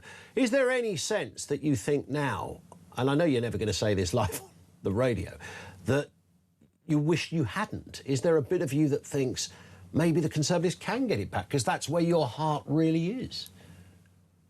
No, I wish I hadn't had to. I mean, it was a very painful decision to make, breaking with the party that I'd been part of for 25 years. I'd worked for pretty much every leader since Ian Duncan Smith. I feel a Conservative tribally, but the fact is you shouldn't put your tribe ahead of your country. And as I just said, I think the country is right to have concluded at the last election, and the polls show no signs of this changing, that the Conservative Party is responsible for so many of the problems that our country is in. I mean, I was a backbencher from 2019. That's when I became an MP. I spent that last Parliament, the Boris, the Rishi years, trying to urge my party to speak for its own deep principles and for the people who support it. And I broke the whip, and I rebelled, and I caused trouble, and it was all painful and difficult then. After 2024, when the country delivered its verdict, I came to the slow and painful conclusion that that party isn't going to deliver the change that the country desperately needs at the next election. We can't wait for some mythical future when the Tory party gets its act together. Reform has now arisen as the genuine voice of the voters on the right, who will implement the definite, deliberate, radical changes that this country needs to bring us back to the model of economics and politics and society that people on the right really believe in. And the way to achieve that is for former Conservatives, for Conservative supporters, and I totally understand them. I'm traditionally one of them. To say we need to, I'm afraid to say, to change vehicle. We need to get into a car that can actually drive and that's got a leader who believes in where we're trying to get to. That isn't the Tory party anymore, painful as that is. There's no personal animosity in this. I don't have anything against individuals in the Tory party. I just think that institutionally it can't deliver. The country are right. We've got to trust the voters. Yeah. And would you have... I mean, you used to work for David Cameron back in the day, writing speeches and the like. You were right at the top of that particular cohort of Conservatives in that sense, even though you weren't an MP then. That party doesn't exist anymore in your head. Because I mean, the likes of Cameron wouldn't be... And we know what he thinks of Nigel Farage and Reform. I don't know if you've ever had any subsequent conversations with him about your move. I'm sure you have, and you won't share them with us. But nonetheless, I mean, it's a... You know, it is interesting to see politics shift in this way. And I raise that because if someone like you is leaving the Conservative Party, that is rather telling. Well, I worked for David Cameron back in the days of opposition before he was Prime Minister. Sure. And I was one of those trying to urge him into a more, what I think of as an authentic Conservative position. I think his time in office had some good things were done, but overall it was a disappointment. The whole 14 years was a disappointment. It was unconservative. And, the fact is, as I say, I think there is a genuine Conservative alternative to this terrible government that we've got and the left-wing trend of our times. The Conservative Party isn't it. And if we are genuinely committed to our country and to the principles that we as Conservatives stand for, we have to get behind the party that can actually deliver it and help them to do so, and to bring that experience and those principles to support Reform, who I think have the best team, the best set of ideas and principles, and increasingly a policy platform like the ones we're announcing. The times demanding approach, a sort of, fence sitting on the one hand, on the other attitude. We need to take some very, very bold steps. We're not revolutionary, though. Our mission is to restore the old constitution, the old balanced system that our country has, and to achieve one nation, which is the old conservative idea. Danny, great to chat. Lovely to sort of depart from the news agenda just a little bit there, but I think it's all ultimately relevant to the overarching issue of where we're at in terms of the political spectrum out there at the moment. Danny Kruger, thank you, MP, Reform MP for East Wiltshire, with us on the programme. Really interesting stuff, talking about his journey as the kind of, if you like, the archetypal Conservative, which is why I think that's interesting. I remember that when we heard that Kruger is going, wow. And to me, that was the moment. It wasn't really the Jenricks or the Bravermans. It was, I think Danny Kruger was the totemic figure that showed that we are in a place of real change. And not that the others that have made that journey from Tory to Reform, and that's lots of our listeners as well. I'm talking here about MPs. Not that any of them didn't do so with equal passion or authenticity. Kruger just jumped out at me, even though he's, in relative terms, quite a newer MP, 2019 when he became one, but heavily involved in the Tory party, as you heard there before that.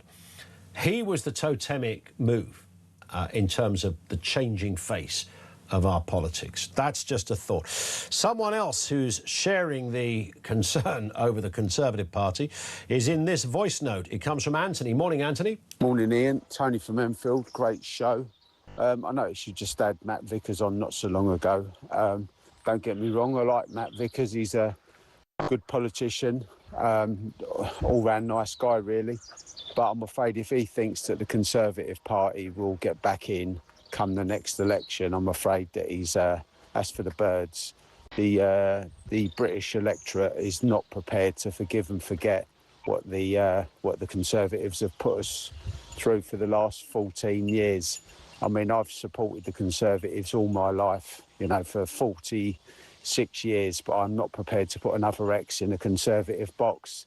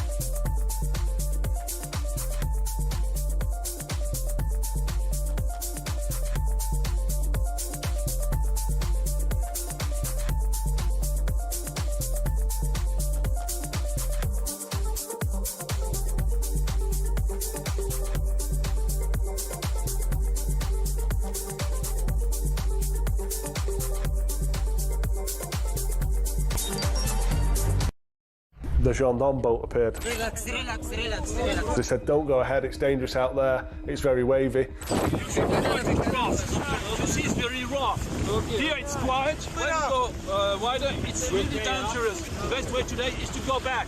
So the police had said that to us, you know, if anybody else wants to get off, get on our boat, we'll take you back. 4 smugglers, get on the gendarme boat, check for weapons, all okay, sit on the back, we'll take you back. The gendarme took the smugglers back to the shore.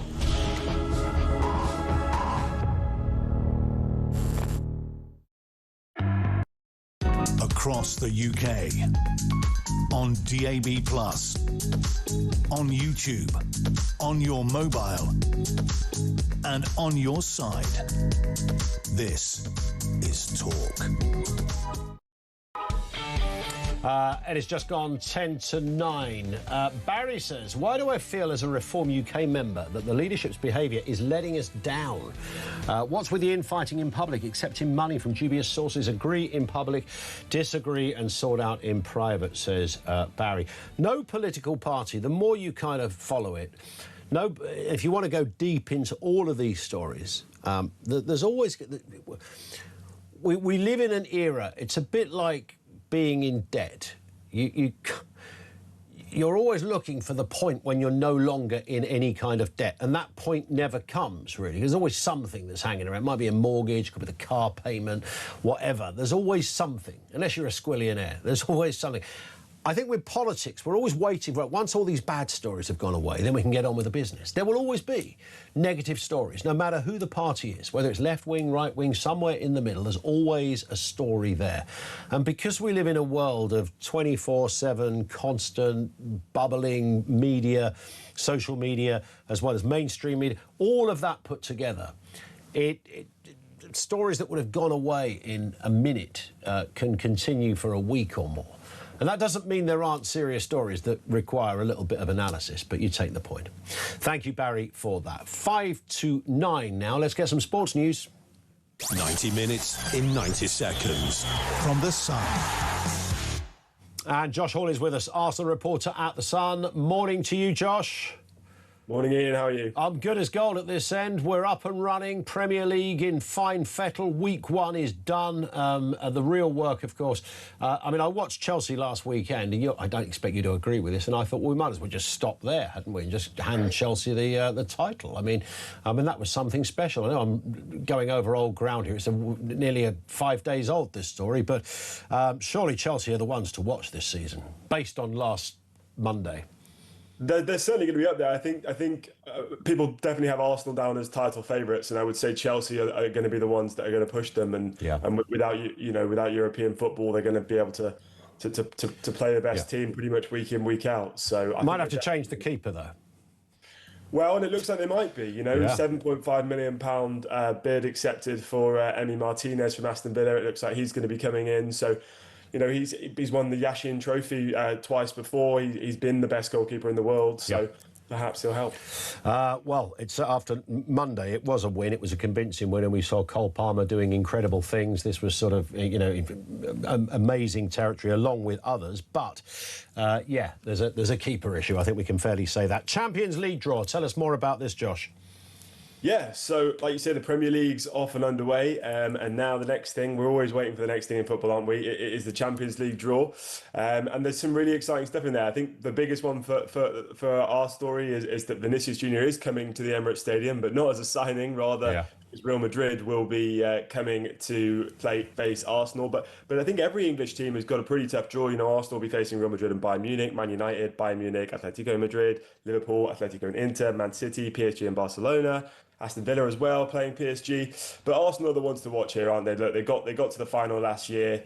They obviously suffered that heartbreak to PSG on penalties. And they'll be one of the favourites to win the tournament again. Indeed. And, of course, you don't need to mention Chelsea in this context, of course, because we ain't anywhere near it. Unfortunately not this year, but like I said, that could be a positive when it comes to the league. Absolutely right. Josh, thank you very much indeed. Josh Hall, Arsenal reporter over there at The Sun with us. Let's take a call. Cindy is over here in Michigan. We've not got long, Cindy, but I'm sure you can do it. What are your thoughts on flags? You should be able to wave your flags and feel pride and feel proud. It should be a right, a natural right, and I think that it's ridiculous that anyone would get in trouble for flying the flag. Yeah. I think that I would like to see more of that. Did you ever hear this conversation in the States anywhere? Somebody Never. that you can't put a flag up? Never. Never. We fly our flags here very proudly. Well, indeed, and I would imagine people don't necessarily feel the need to go and put a flag up on a roundabout or a lamppost because the flags are plentiful anywhere, whether they're in front gardens and certainly public buildings.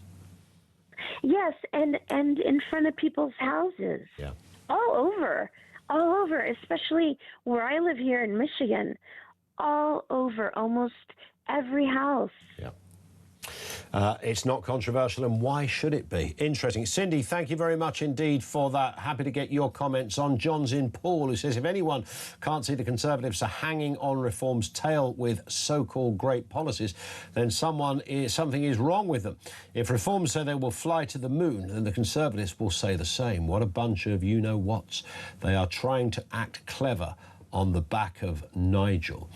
The one thing I hear about this is not a personal opinion of mine, but I do hear from those that are what you sometimes call the insiders at Westminster, the biggest thing the Conservatives have going for them, two things. One is Kemi Badenoch, who's doing rather well. But by the way, let's not overstate it. I mean, Kemi Badenoch is good and she's an effective operator, but you know, we can debate whether she's the best.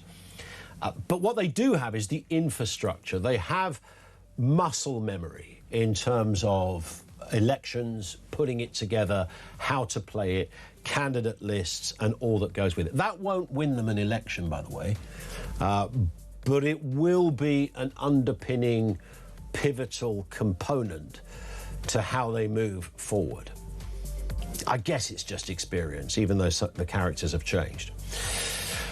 Thoughts on that? Lots more to come in the next section. You can voice note us 0344 499 1000. Let's get the news now at 9 o'clock here on Talk.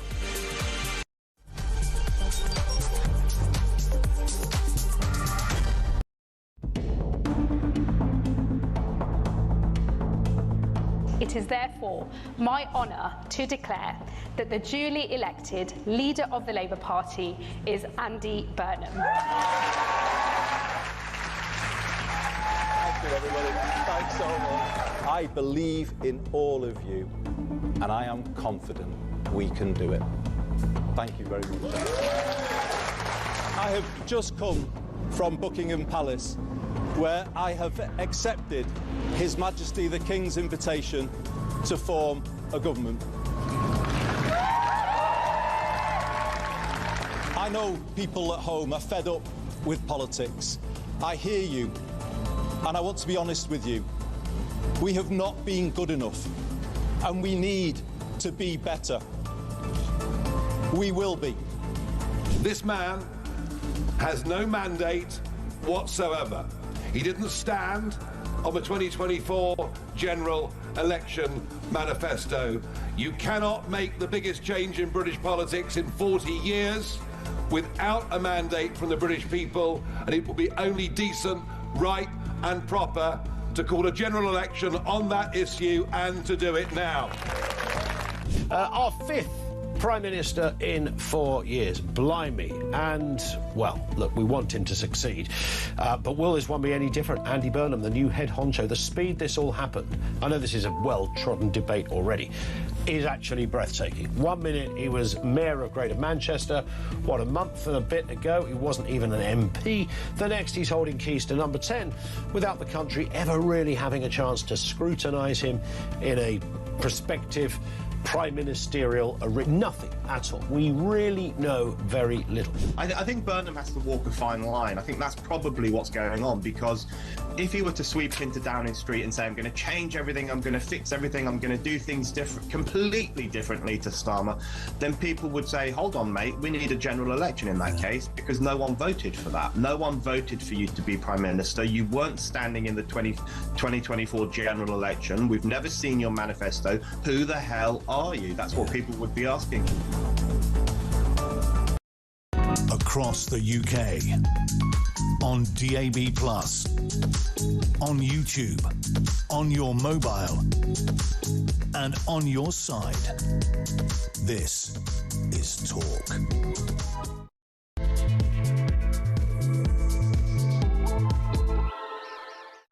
Yeah, good morning. Friday, the 28th of August. We are kissing goodbye to the summer, of course, which is quite sad because it's been an absolutely stonking summer. It's been a beauty. We move into a bank holiday weekend with showers dotted around the country. I mentioned that for no other reason than, of course, the time you did want a bit of sunshine was the bank holiday weekend. So don't hold your breath on that one. Flags, flags and more flags. We're talking about flags. Why would we not be? Birmingham City Council seeking a High Court injunction to stop members of an anti-migrant group, as they refer to them, raise the colours, for putting up flags in the city. I mean, just that sentence, if I'd have read that sentence out loud a decade ago, Birmingham City Council is seeking a High Court injunction to stop people putting up flags. You just need to hear that, and it will tell you something about the rather bizarre cul-de-sac of doom we've ended up in. This is, of course, the Lib Dem and Green Council in Birmingham, so maybe it comes as no surprise.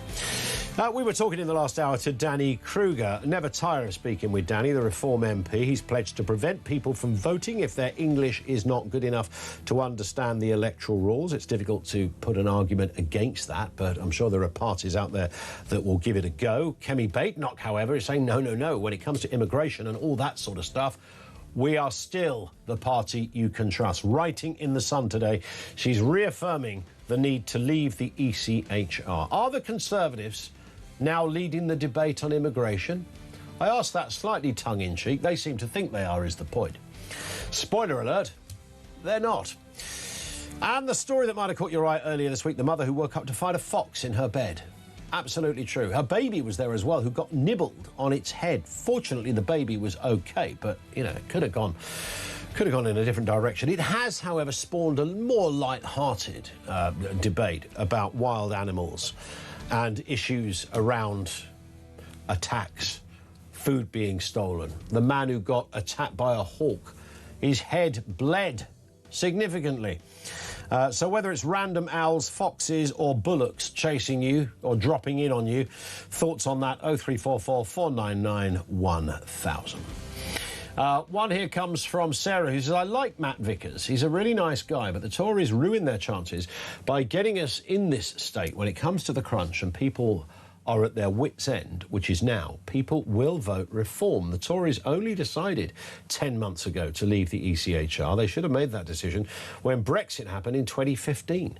No one loves Britain. No one who loves Britain will forgive them. And that's really critical, which is why we sort of had that extended chat with Danny Kruger, because I genuinely think he is the most interesting example of somebody who left the Conservatives and joined Reform for all the reasons we gave. And it was worth chatting to him about the changing landscape.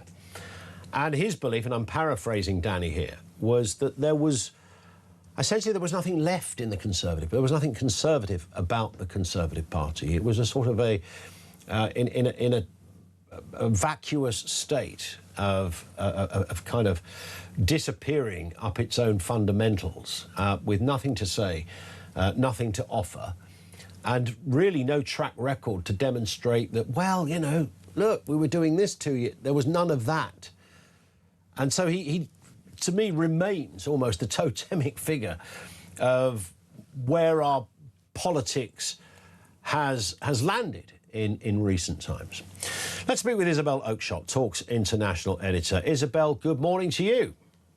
Good morning. I enjoyed your interview with Danny Kruger, and I thought he was doing very well representing Reform until the very last moment when he talked about One Nation, and that gave me a little bit of a shudder, because One Nation, for those that aren't political anoraks, sort of that encapsulates a rather, what most people at Westminster would consider a rather a lefty kind of interpretation of conservatism. But I think he meant it more in the terms of let's bring our country together, and I don't think any of us would disagree with that. I don't think. Yeah, I think that's where he was going, and it was interesting, wasn't it, to hear him talk about that journey from being a Tory to being a Reform member, and I thought it was a really good a really good account of where he felt that this once great party. None of us disagree, whether I'm talking to Nigel, Richard, you, or anyone else.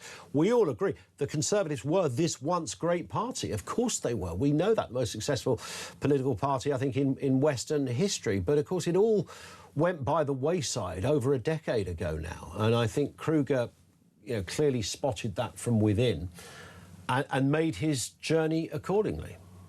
I mean, what he said is what most people feel who were, well, a lot, I can't say most, but an awful lot of people, millions of people, I think, would say that they just weren't conservative. They didn't govern as conservatives. And he was very frank, wasn't he? He just said 14 years was a disappointment. And, obviously my political links are well out there. I always declare that. My partner is deputy leader of Reform. This is, we hear a lot on the Reform side. Reform leadership's constantly being sort of asked, how worried are you about a conservative revival? Kemi Badenoch's doing better. She polls a bit better now personally. And, my answer to that is I'm actually not worried at all, because I don't think that the country is anywhere near ready to forgive and forget. And frankly, I don't think they ever should be. The damage that was done under the Conservatives, whatever hat you wear, you might be a left-wing voter, and I think you'd also agree with this for different reasons. The damage that they did by not being conservative, by not following the things that they promised to do, is so profound that there is a real argument as to whether it's reversible or not. Some people would say, well, it takes no time at all to wreck a successful company, but you can also turn it around. It gets such to a point where it's, put it in the hands of really competent people, and you can actually turn that around. I meet a lot of people who think we are in last chance saloon for the UK now. And at the next election, if we get a ghastly left-wing coalition, as many millions of people would see it, others wouldn't, of course, it's over for the UK. It's quite curious to watch this in real time, isn't it? And we live in a very different era from the one we were in even 5 years ago in terms of how we digest news and the regularity of news and narratives that, don't just last for 5 or 10 minutes. They're around for weeks, and we debate, and sometimes we over-debate or over-analyse. But we are up close and personal with events like we've perhaps never been. And I think you're absolutely right, Isabel. The left, to include the Lib Dems, Labour, the Greens and the like, I think are in I think they're a very vicious cohort that when people say, well, surely they don't mean harm to this country. I genuinely think they do mean harm to this country. I genuinely think they hate the idea of patriotism. They hate the idea of flags. They hate the idea of an immigration policy. It's, you've only got to look at Andy Burnham. He's been Prime Minister for, 5 or 6 weeks. I think he's mentioned immigration once, and even when he did, just because he had the White Cliffs of Dover behind him, he didn't sound any more convincing. It's not in his DNA. These people don't care. Yeah, he's not interested. I think what worries me is their idea of what a country is. Because that is what's disintegrating. I feel like, Britain is still on a map with just blurs around where our borders should be. It's all smudged all around the edges, because pretty much anyone, one way or another, can come in or come out. We've got all these foreign criminals. Story in the papers today about how many thousands have been released early under this early release scheme. I mean, in my view, almost all foreign criminals should be deported. That's what happens in other countries. If you commit a crime in another country, you're out. I think there's so much going on here, but one of the things that is most troubling, we talk a lot about immigration, but I just want to flag up something else, which is about aspiration and work ethic and having the hope and excitement of building an amazing future for yourself. And I do feel that in the early days of the new Labour era, that was there.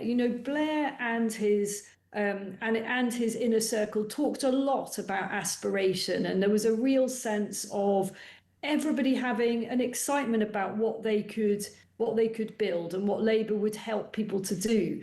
And I feel that's gone, and it's a combination of massive entitlement on the welfare state. You know, I think we need to find a new word for benefits. That whole word benefit implies something that you're all entitled to get, and it's a kind of bonus rather than more of a safety net if things have gone wrong.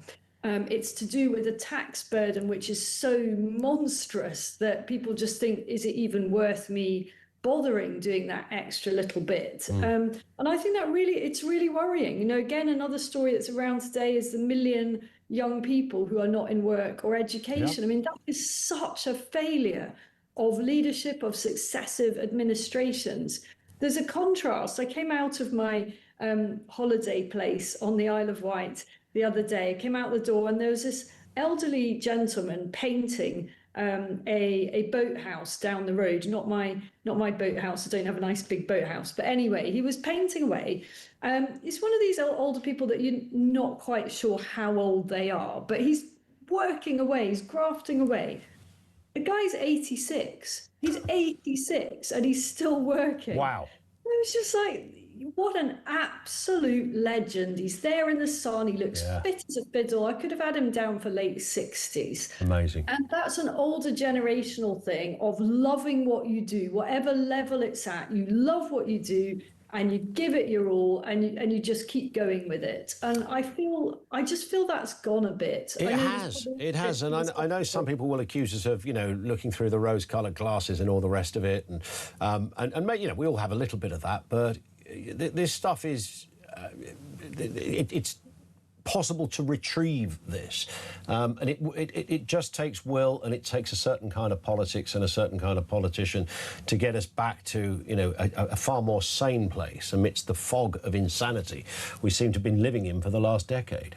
I think it's a combination of things. I think it's letting people earn enough at the lower level where they feel it's really worth it, rather than being on benefits. You know, I know Reform had a policy that I think is now being changed, but it will probably be an aspiration to massively lift the point at which people start paying any tax at all. Absolutely right. Absolutely that kind of thing. And then it's just not having it as a lifestyle option to be on benefits. This is not me moaning. It's saying, you know, there are really positive things that could be done. I don't want to see any young people who are just sort of sitting around on benefits. You know, they've got their whole lives ahead of them. We have to somehow retrieve that.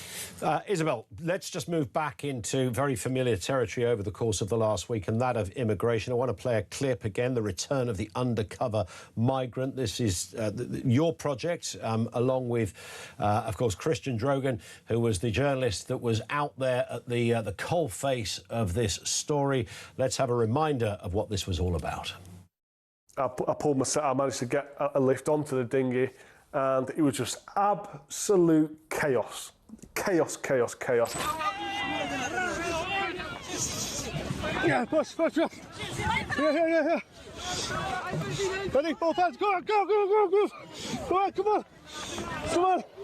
come on, we got you. Come on.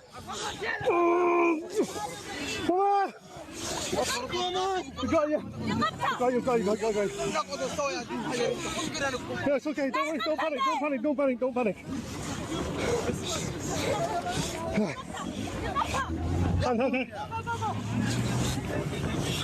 You know, there's people almost drowning in the water trying to get to the boat. They've got no idea how to swim. They've got no life jacket. There's people screaming on the boat. There's kids screaming on the boat.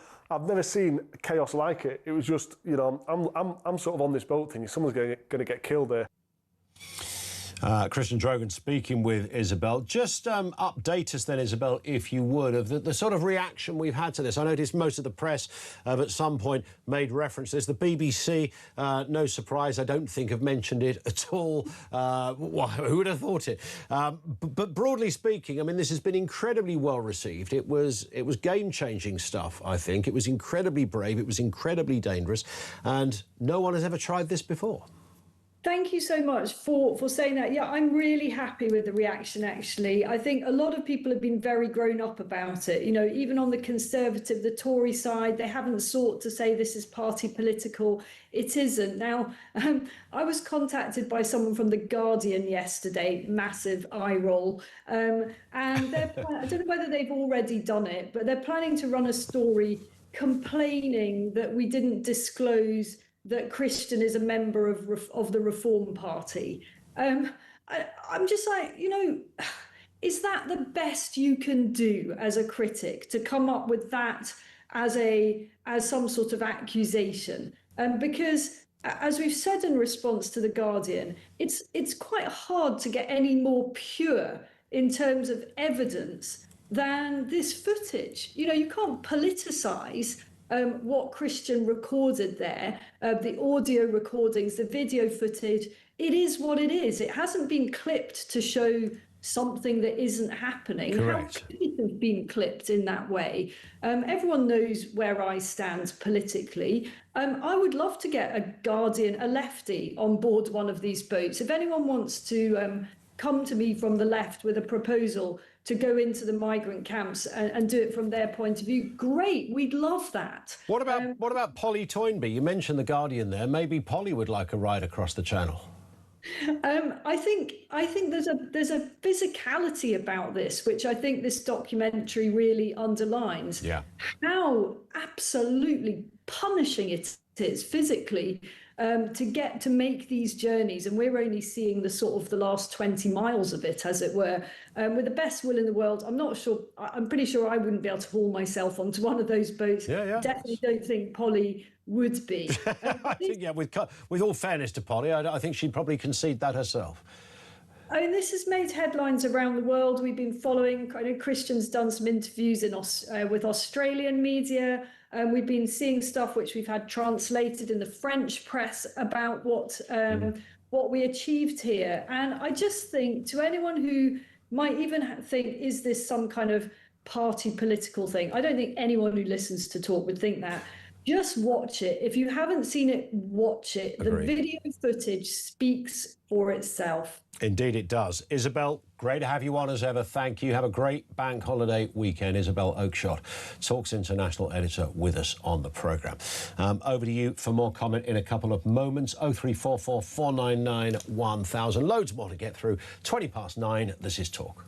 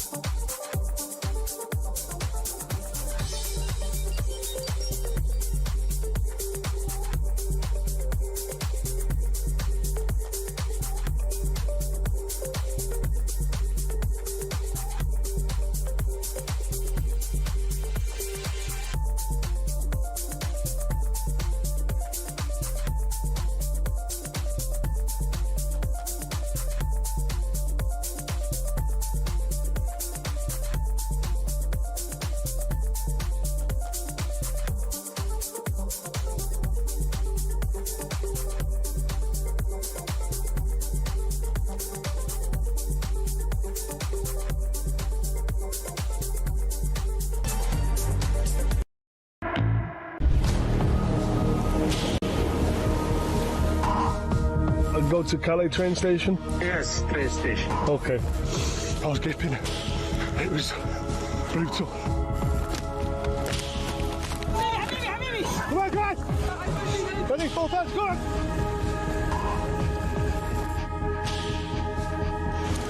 And they're on the way over to UK.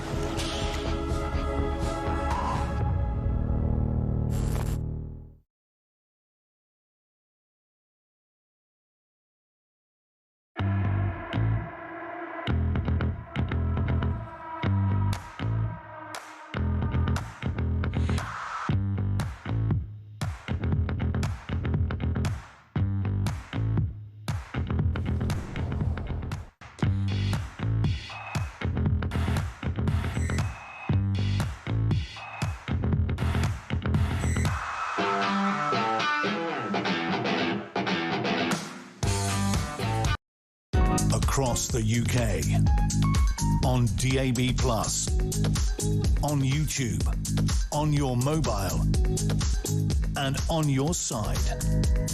This is Talk. It is Talk. Yeah, welcome back. 23 minutes after 9 o'clock. It is the home of Common Sense. Coming up at 10 this morning, Alex Phillips is going to be with us. Look forward to that. We'll chat to Alex beforehand to find out a little bit more about what is going on her show. Alan and Flash say, or just Alan maybe, says, when voting here in Scotland, your name and addresses are ticked off when you vote. So why is it a problem for immigrants if they're not on the register? They can't vote. Why is that an issue? Yeah, I suppose this sounds terrible considering what I do for a living. I've never quite worked out why. I know they've now got photo ID, but when you walk into the polling booth, you're not required. You give your name and address, don't you? And somebody does tick something. But if you're not compelled to bring your ID, you've got your card, haven't you? You've got your voter card. So yes, it is ticked off. Yeah, I think so that bit is the same. But yes, you would have thought, as Alan rightly says, that would be quite easy to establish. This one from Paul. It says, Kemi Bate, not good leader, wrong party. The people won't forget what the Tories did during their time in government. Let's speak with Sir Michael Fabricant, former Conservative MP. Michael, good morning to you, sir.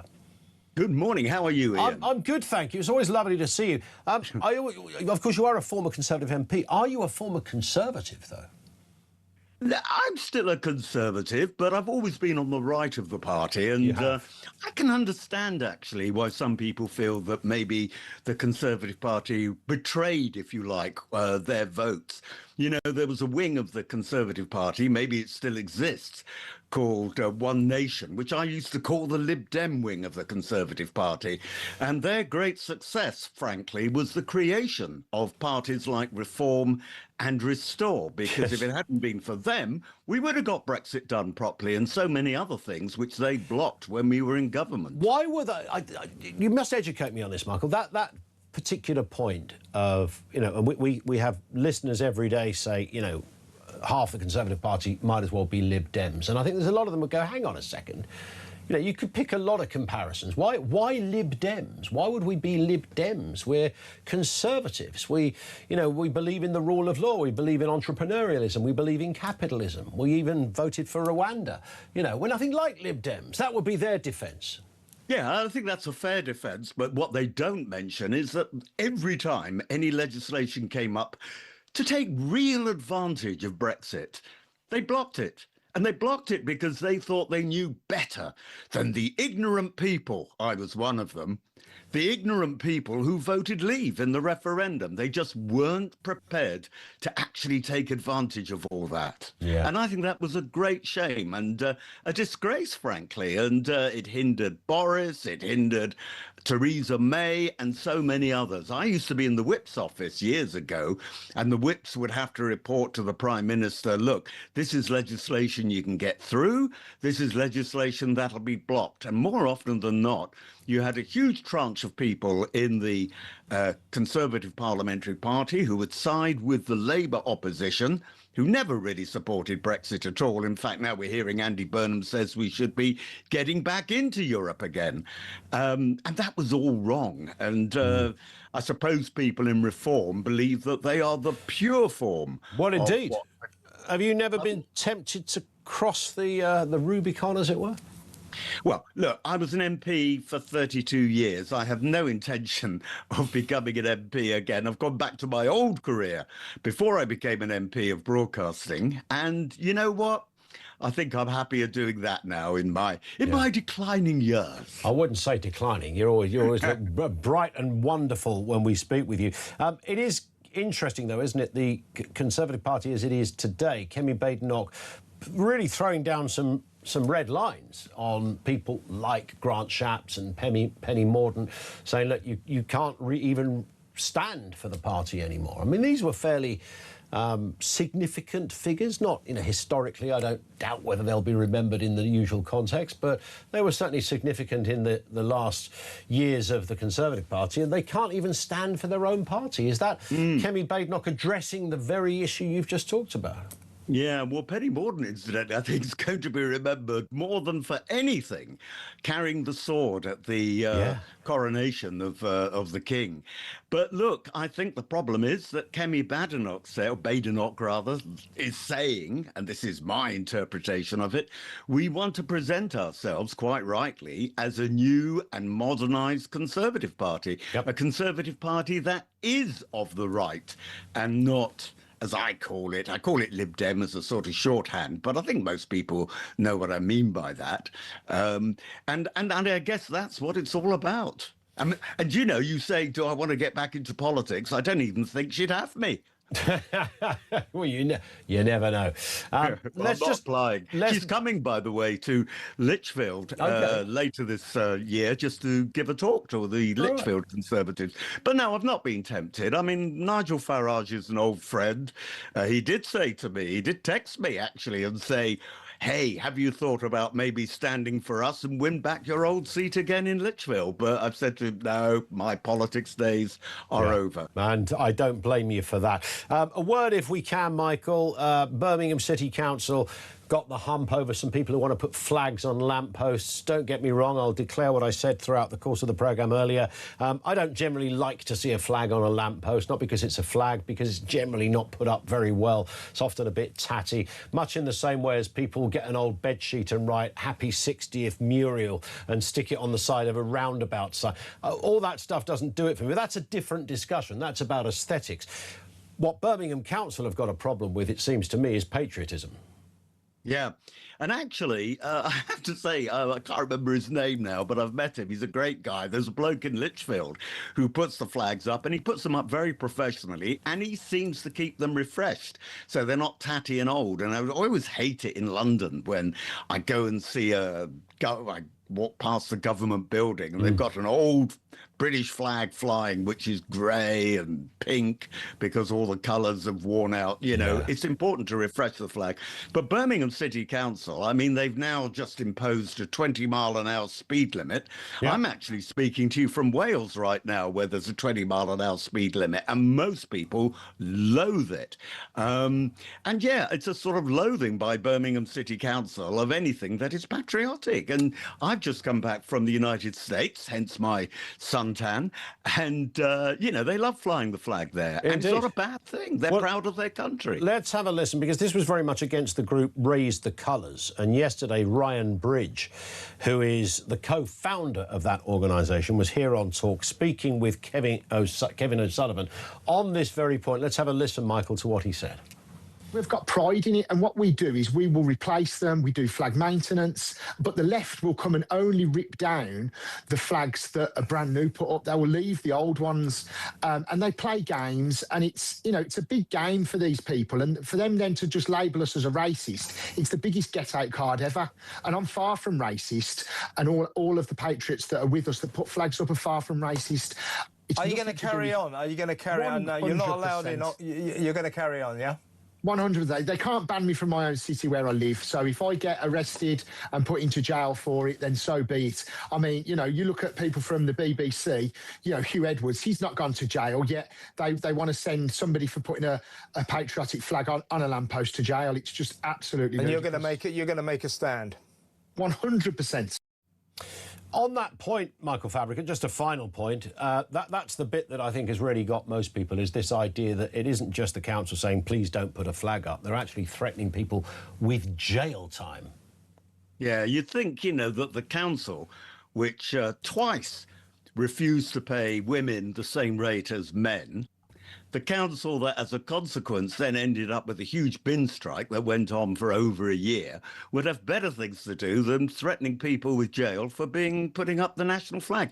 I must say, though, personally, I prefer it. I notice he's mainly putting up the English flag. I'd rather they it's my personal thing, put up the British Union flag. But yeah, I mean, it's crazy. What a typical lefty lack of sort of getting your priorities right, don't you think? I 100% agree. It's beyond bizarre. We're in the era of bonkers at the moment, and whilst it's fun to debate it and chat with people like yourself, Michael, on the serious side, it's deeply disturbing. Of course, we will hope and wait and pray for change. Michael Fabricant, thank you, sir. Always good to see you, sir. Michael Fabricant, former Conservative MP, with us on the programme. We're going to talk about the BBC in just a moment as well. Roger Bolton, former BBC exec, is with us. The BBC is screwed unless the licence fee is replaced, says one of its biggest stars.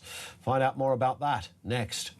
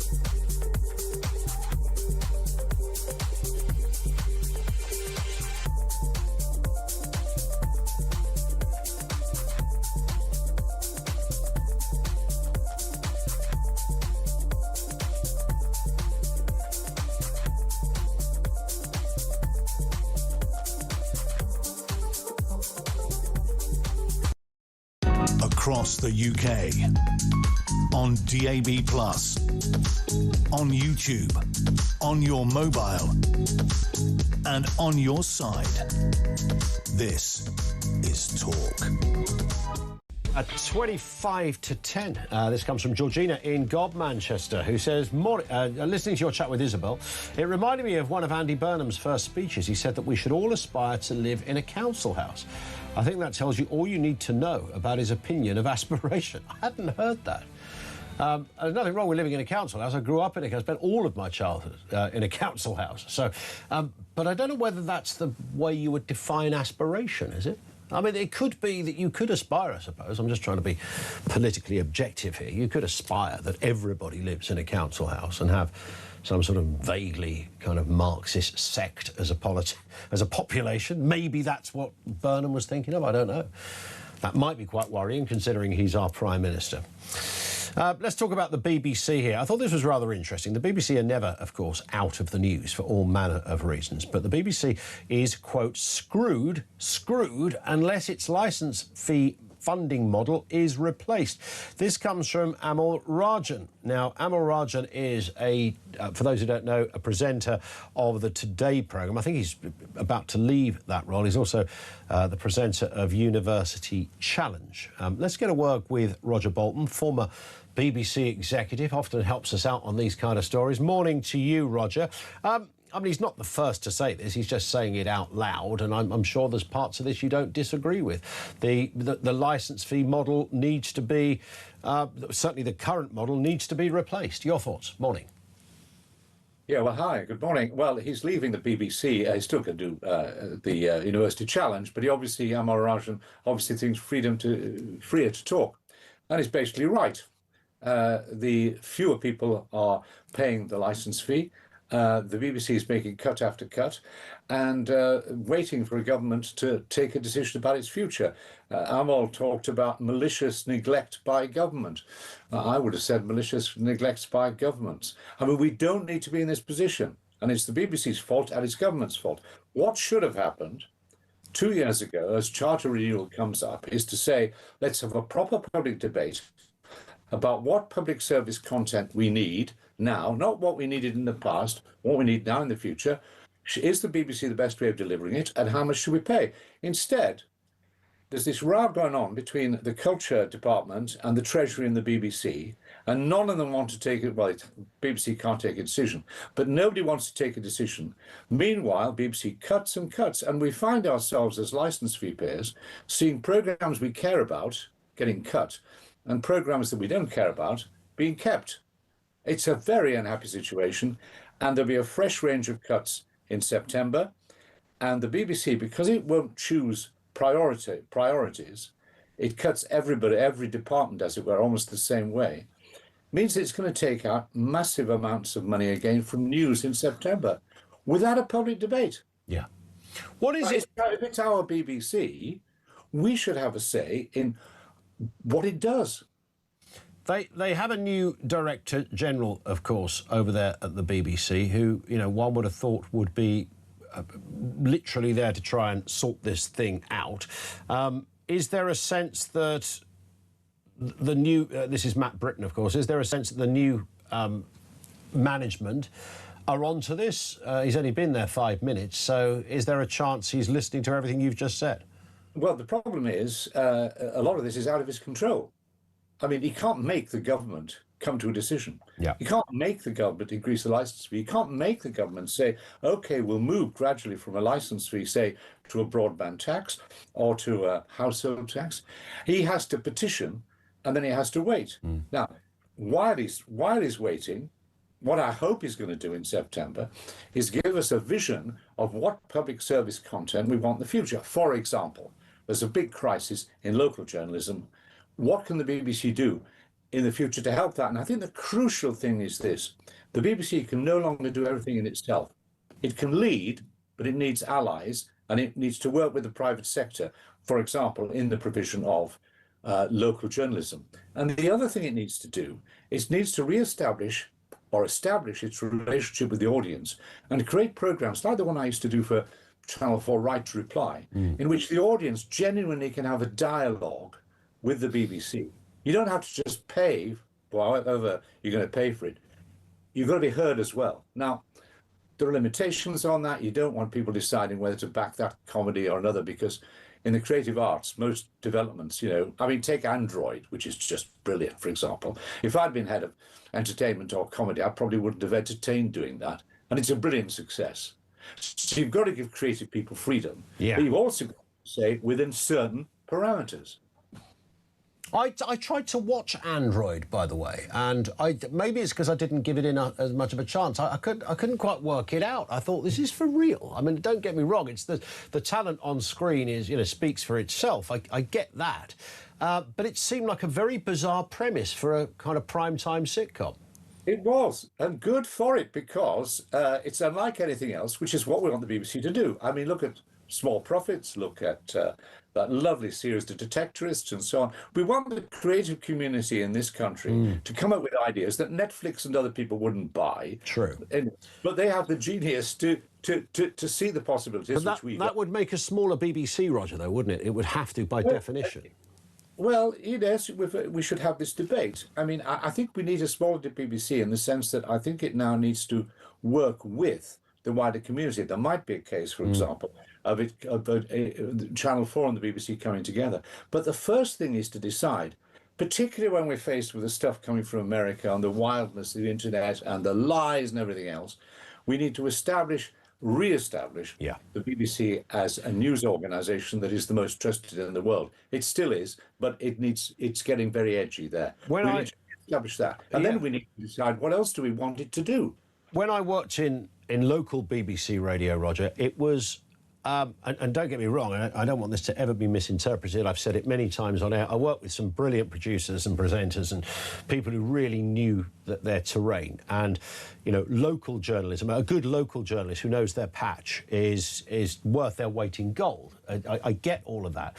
But it was simultaneously a basket case in so many other areas where it was sort of not just, I mean, was it overstaffed? If you work there, you never feel a place is overstaffed, no matter where you work.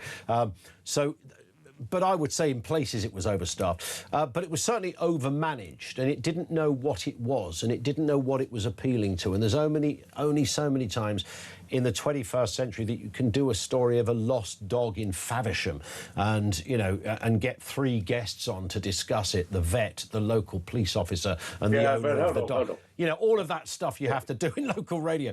And it felt then, this is going back a few years, it felt then very tired and slightly irrelevant. And I thought, you know, are we still in this era? Hold on, yeah. I mean, you know, in Radio Cumbria, which is where I come from, they have a land bank.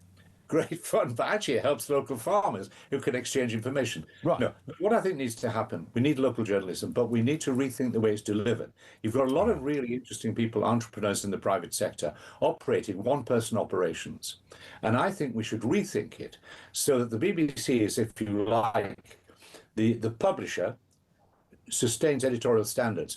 But there are other people in the private sector who provide programming for it news. I mean, for example, you've got a situation now where there are 39, I think, English local radio stations, but large areas of this country not covered. If you live in Wigan and Leigh, you don't get anything which is specifically targeted at you. In Portsmouth, for example, extremely important port, there isn't one BBC journalist employed there. What you have got in a number of places, say Exeter, elsewhere, are really brilliant individuals operating from a very small base, very small overheads, and they should be feeding into a wider system. So I think we've got to move beyond this sort of BBC as a single entity, everything run from the top, to an organisation which is, yes, takes the lead, but works with the private sector in things that we identify as the public we want. Yeah. And I think what we want, particularly, is good local journalism that scrutinises planning decisions, that scrutinise corruption in local councils, because that is largely disappearing. That's what we want people to know. How do we best deliver this in the future? Not by the old model, not by big buildings and elsewhere, but you will need to have some editorial oversight to maintain standards. There's as I talked to you about, the comedy that won't be provided by Americans and otherwise. There's drama which is about us, not about international subject matter where everybody has gleaming white teeth and looks as if, you know, they've all just been in the gym for the past 8 months. I mean, if we want more of those things, but you see, we haven't got a public debate. We haven't got a government prepared to take crucial decisions on funding. So the situation is only getting worse, and the BBC will cut and cut without asking us what we want to preserve. And it's a fair point. Let me say very briefly, sorry, is we need to have an increase in the licence fee for 2 years, extend the charter for 2 years, and then have a proper public debate in that time about what we want the BBC to do, but crucially, whether we want the BBC in its present form, because more important is what is the content. I think you said this to me before, an increase in the licence fee. Well, it depends. It wouldn't be a licence fee probably, because I do think that people are stopping paying that at an alarming rate. Yeah. Problem is, when you look at the alternatives, they're all pretty awful. You know, it's like saying democracy is the least worst form of government. In a way, licence fee is the least worst payment to the BBC. It is the most efficient way, but it's clearly no longer working. You look at the number of people who are falling out. You look at the alternatives. If you had advertising, well, I wouldn't want it myself. I don't want to have programmes interrupted. But you would be off the air because you'd have no advertising income because they all flock to the BBC and Radio 2 and everything else. You can't have that. You don't want a direct government grant. You don't want a license fee because it is a system to continue too much longer. So therefore, you're left, in my view, with three options. A broadband tax. Well, the Americans won't like that. A household tax. It's universal. We won't like that. Or a hybrid in which you have a basic license fee, which guarantees a certain things that we think are crucial. And then you have subscription. But the problem with that is subscription for new or more expensive programming and so on. The problem with that, there are two problems with subscription. One is about 5 million people in this country who will be switched off. Yep. And the other thing is that you tend to do, if you subscription, do the most popular programs, which may leave some public interest out. Okay. But the point is, everybody's known what the options are. All we've needed is a government prepared to take a decision. And it won't. And it won't. On that point, Roger Bolton, thank you. It's always good to gauge your views. I appreciate that not everything Roger says everybody will agree with, but he speaks from his own experience. I don't know about raising the licence fee for a couple of years. I think that's a non-starter. But the government aren't listening. Yeah, you could just close it down, I suppose. 0344 499 1000. Back on the phones with you in a couple of moments' time. This is Talk.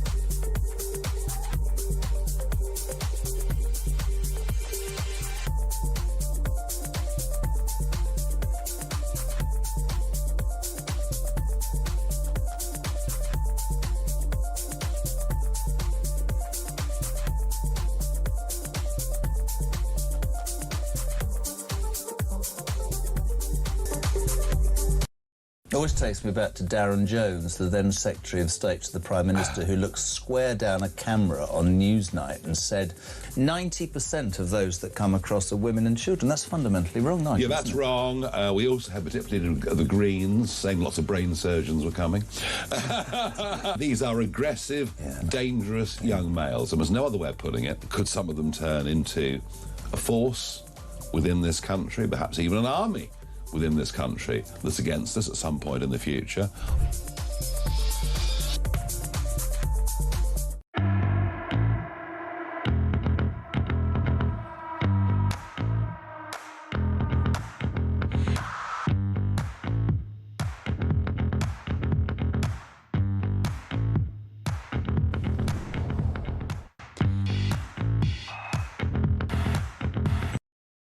Across the UK, on DAB+, on YouTube, on your mobile, and on your side.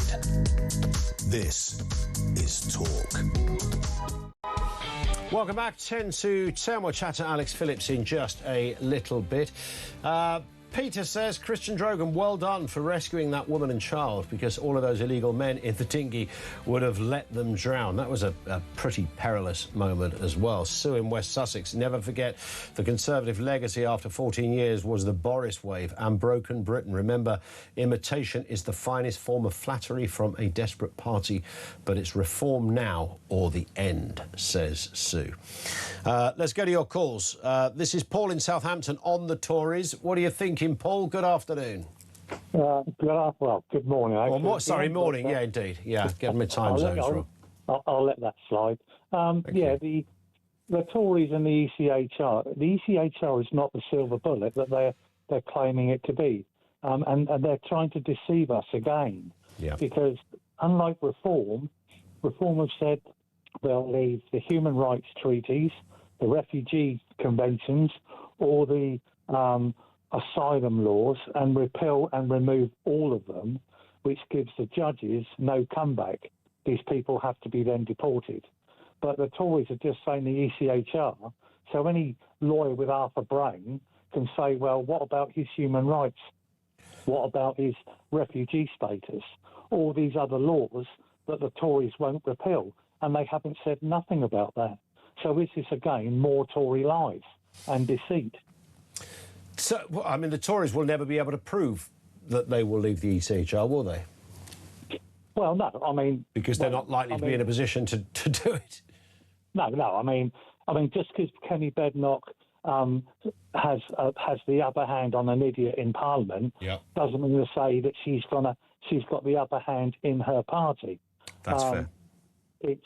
I think, like you quite rightly said, and I think it's more than 50% of these Tories are Liberals, and they won't change anything, or they'll say what they need to say to hope to get back into Parliament, but they will never do. I'm hoping that, like I say, Nigel Farage and his gang, they're our last hope. If they do what they say they're going to do, then we're on our way back. That's true. But not to undermine any of that, because I've advocated exactly the same position, Paul. But I think Reform absolutely have their work cut out. They're about 10% into where they need to be in terms of preparedness for an election and what would follow. That's my own kind of... It might be more than 10%, but you take the point. Paul, thank you, mate, for that. Great call from Paul. We'll talk to Kevin in just a second. Let's get a voice note back to animals. This is Steve in Sunderland. Morning, Steve. Hello, Ian. It's your old friend Steve from Sunderland from the old TalkSport days. Can you remember the story you did years ago about the man that got his arm broke by the lemur and threw him in the pit? Just wanted to remind you of that. Thanks, mate. Bye. I could never forget it, Steve. Hawksby and Jacobs, who do their clips of the week every Friday, where it's the kind of little sort of outtakey, funny moments from the output.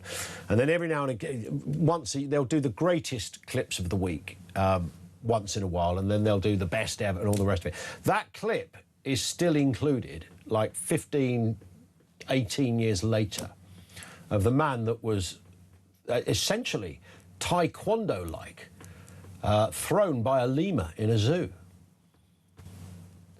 The lemur thought it was hilarious. And we never knew, was that story true? Was it true? Was it not true? It didn't matter. The guy just told it very, very well and very, very straight. Yeah, the lemur probably karated him. Kevin is in North Yorkshire. Back to the BBC. Kevin, what have you got for us? Hi. Hello there. Yeah, I was just listening to the chap that was extolling the virtues of the BBC, and I thought how contradictory his versions were. I mean, he seemed to think that nobody made any good quality TV other than the BBC. And if the BBC wasn't there, these programmes wouldn't get made. Where on earth does he think the people would sell the wares to if the BBC weren't there? Yeah. The Netflixes, the Amazons. Of course these things would get made if they were good enough. Of course they would all get made. And the other thing he did was, he was going on about, local radio. What they needed to do is bring in private industry. Yeah, that's exactly right. Who do you think could run these stations if the BBC wasn't there? These things would get made. These things would be done. They naturally would. What would you do with the BBC, though? Because it's a hell of a force. It does exist. And if you were thinking about it from a sort of a capitalist management point of view, what would you do with it? Just briefly, if we can, Kev. privatise it. I would get rid of it completely and say, if you're going to be any good, you can. I'm sorry, it's got that point. It is beyond a joke. It is absolutely beyond a joke. It is so one-sided. It is so political. Do you think it's so political? It's interesting that, because I see it sometimes, but I know too many, mad old right-wingers that work at the BBC, so I'm always a bit cautious about that analysis, just because, yes, of course, we know about Panorama and stuff, but listen, we could debate that point separately. Kevin, thank you, mate, for that. That was Kevin in North Yorkshire. He gets the final word. Well, sort of. Alex Phillips kind of gets the final word. Or is it the first word? The final word is amen. That's nice. I would never argue with that. Hi. Hello. How are you? I'm good. I'm grand. You're not going to get run over in that dress, are you? Good well, Lord. I know. I kind of sort of slightly merge with the logo. You do, actually. At different points, parts of you will disappear. Yeah, I feel like this is very on brand. I think so. Yeah. What's happening after 10 o'clock? I know you're busy. Well, we're talking about all sorts of things going on. Blimmin' Andy Burnham banging on about we've got to sort out cowboy builders. What is this, like Watchdog from 1997? Yeah, it's not Nick Knowles, is it? Nobody likes a cowboy builder, but I think we've got more pressing concerns right now. You can leave that to, you know, Office of Fair Trading, and I don't know, manage the fact that Russia's going to bomb us, or our borders are open. How did he get on to cowboy builders? I don't know.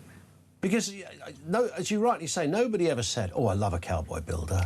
I don't. I want an extension. I think I'll try and book a cowboy builder." No one said that. I mean, just go on like an authorised website with reviews, and then you know that that's not a cowboy builder. Why does Andy Burnham need to wade in? Why is he doing a kind of DIY SOS? But it's so weird and low grade and sort of pettifogging. I mean, look, I'm not saying it's not an issue. If people have had rogue builders mess up their house and leave them massively indebted, it's horrible. That person, but I can't imagine when he was doing his sort of like post-election communist tour of Britain that the main issue on the doorstep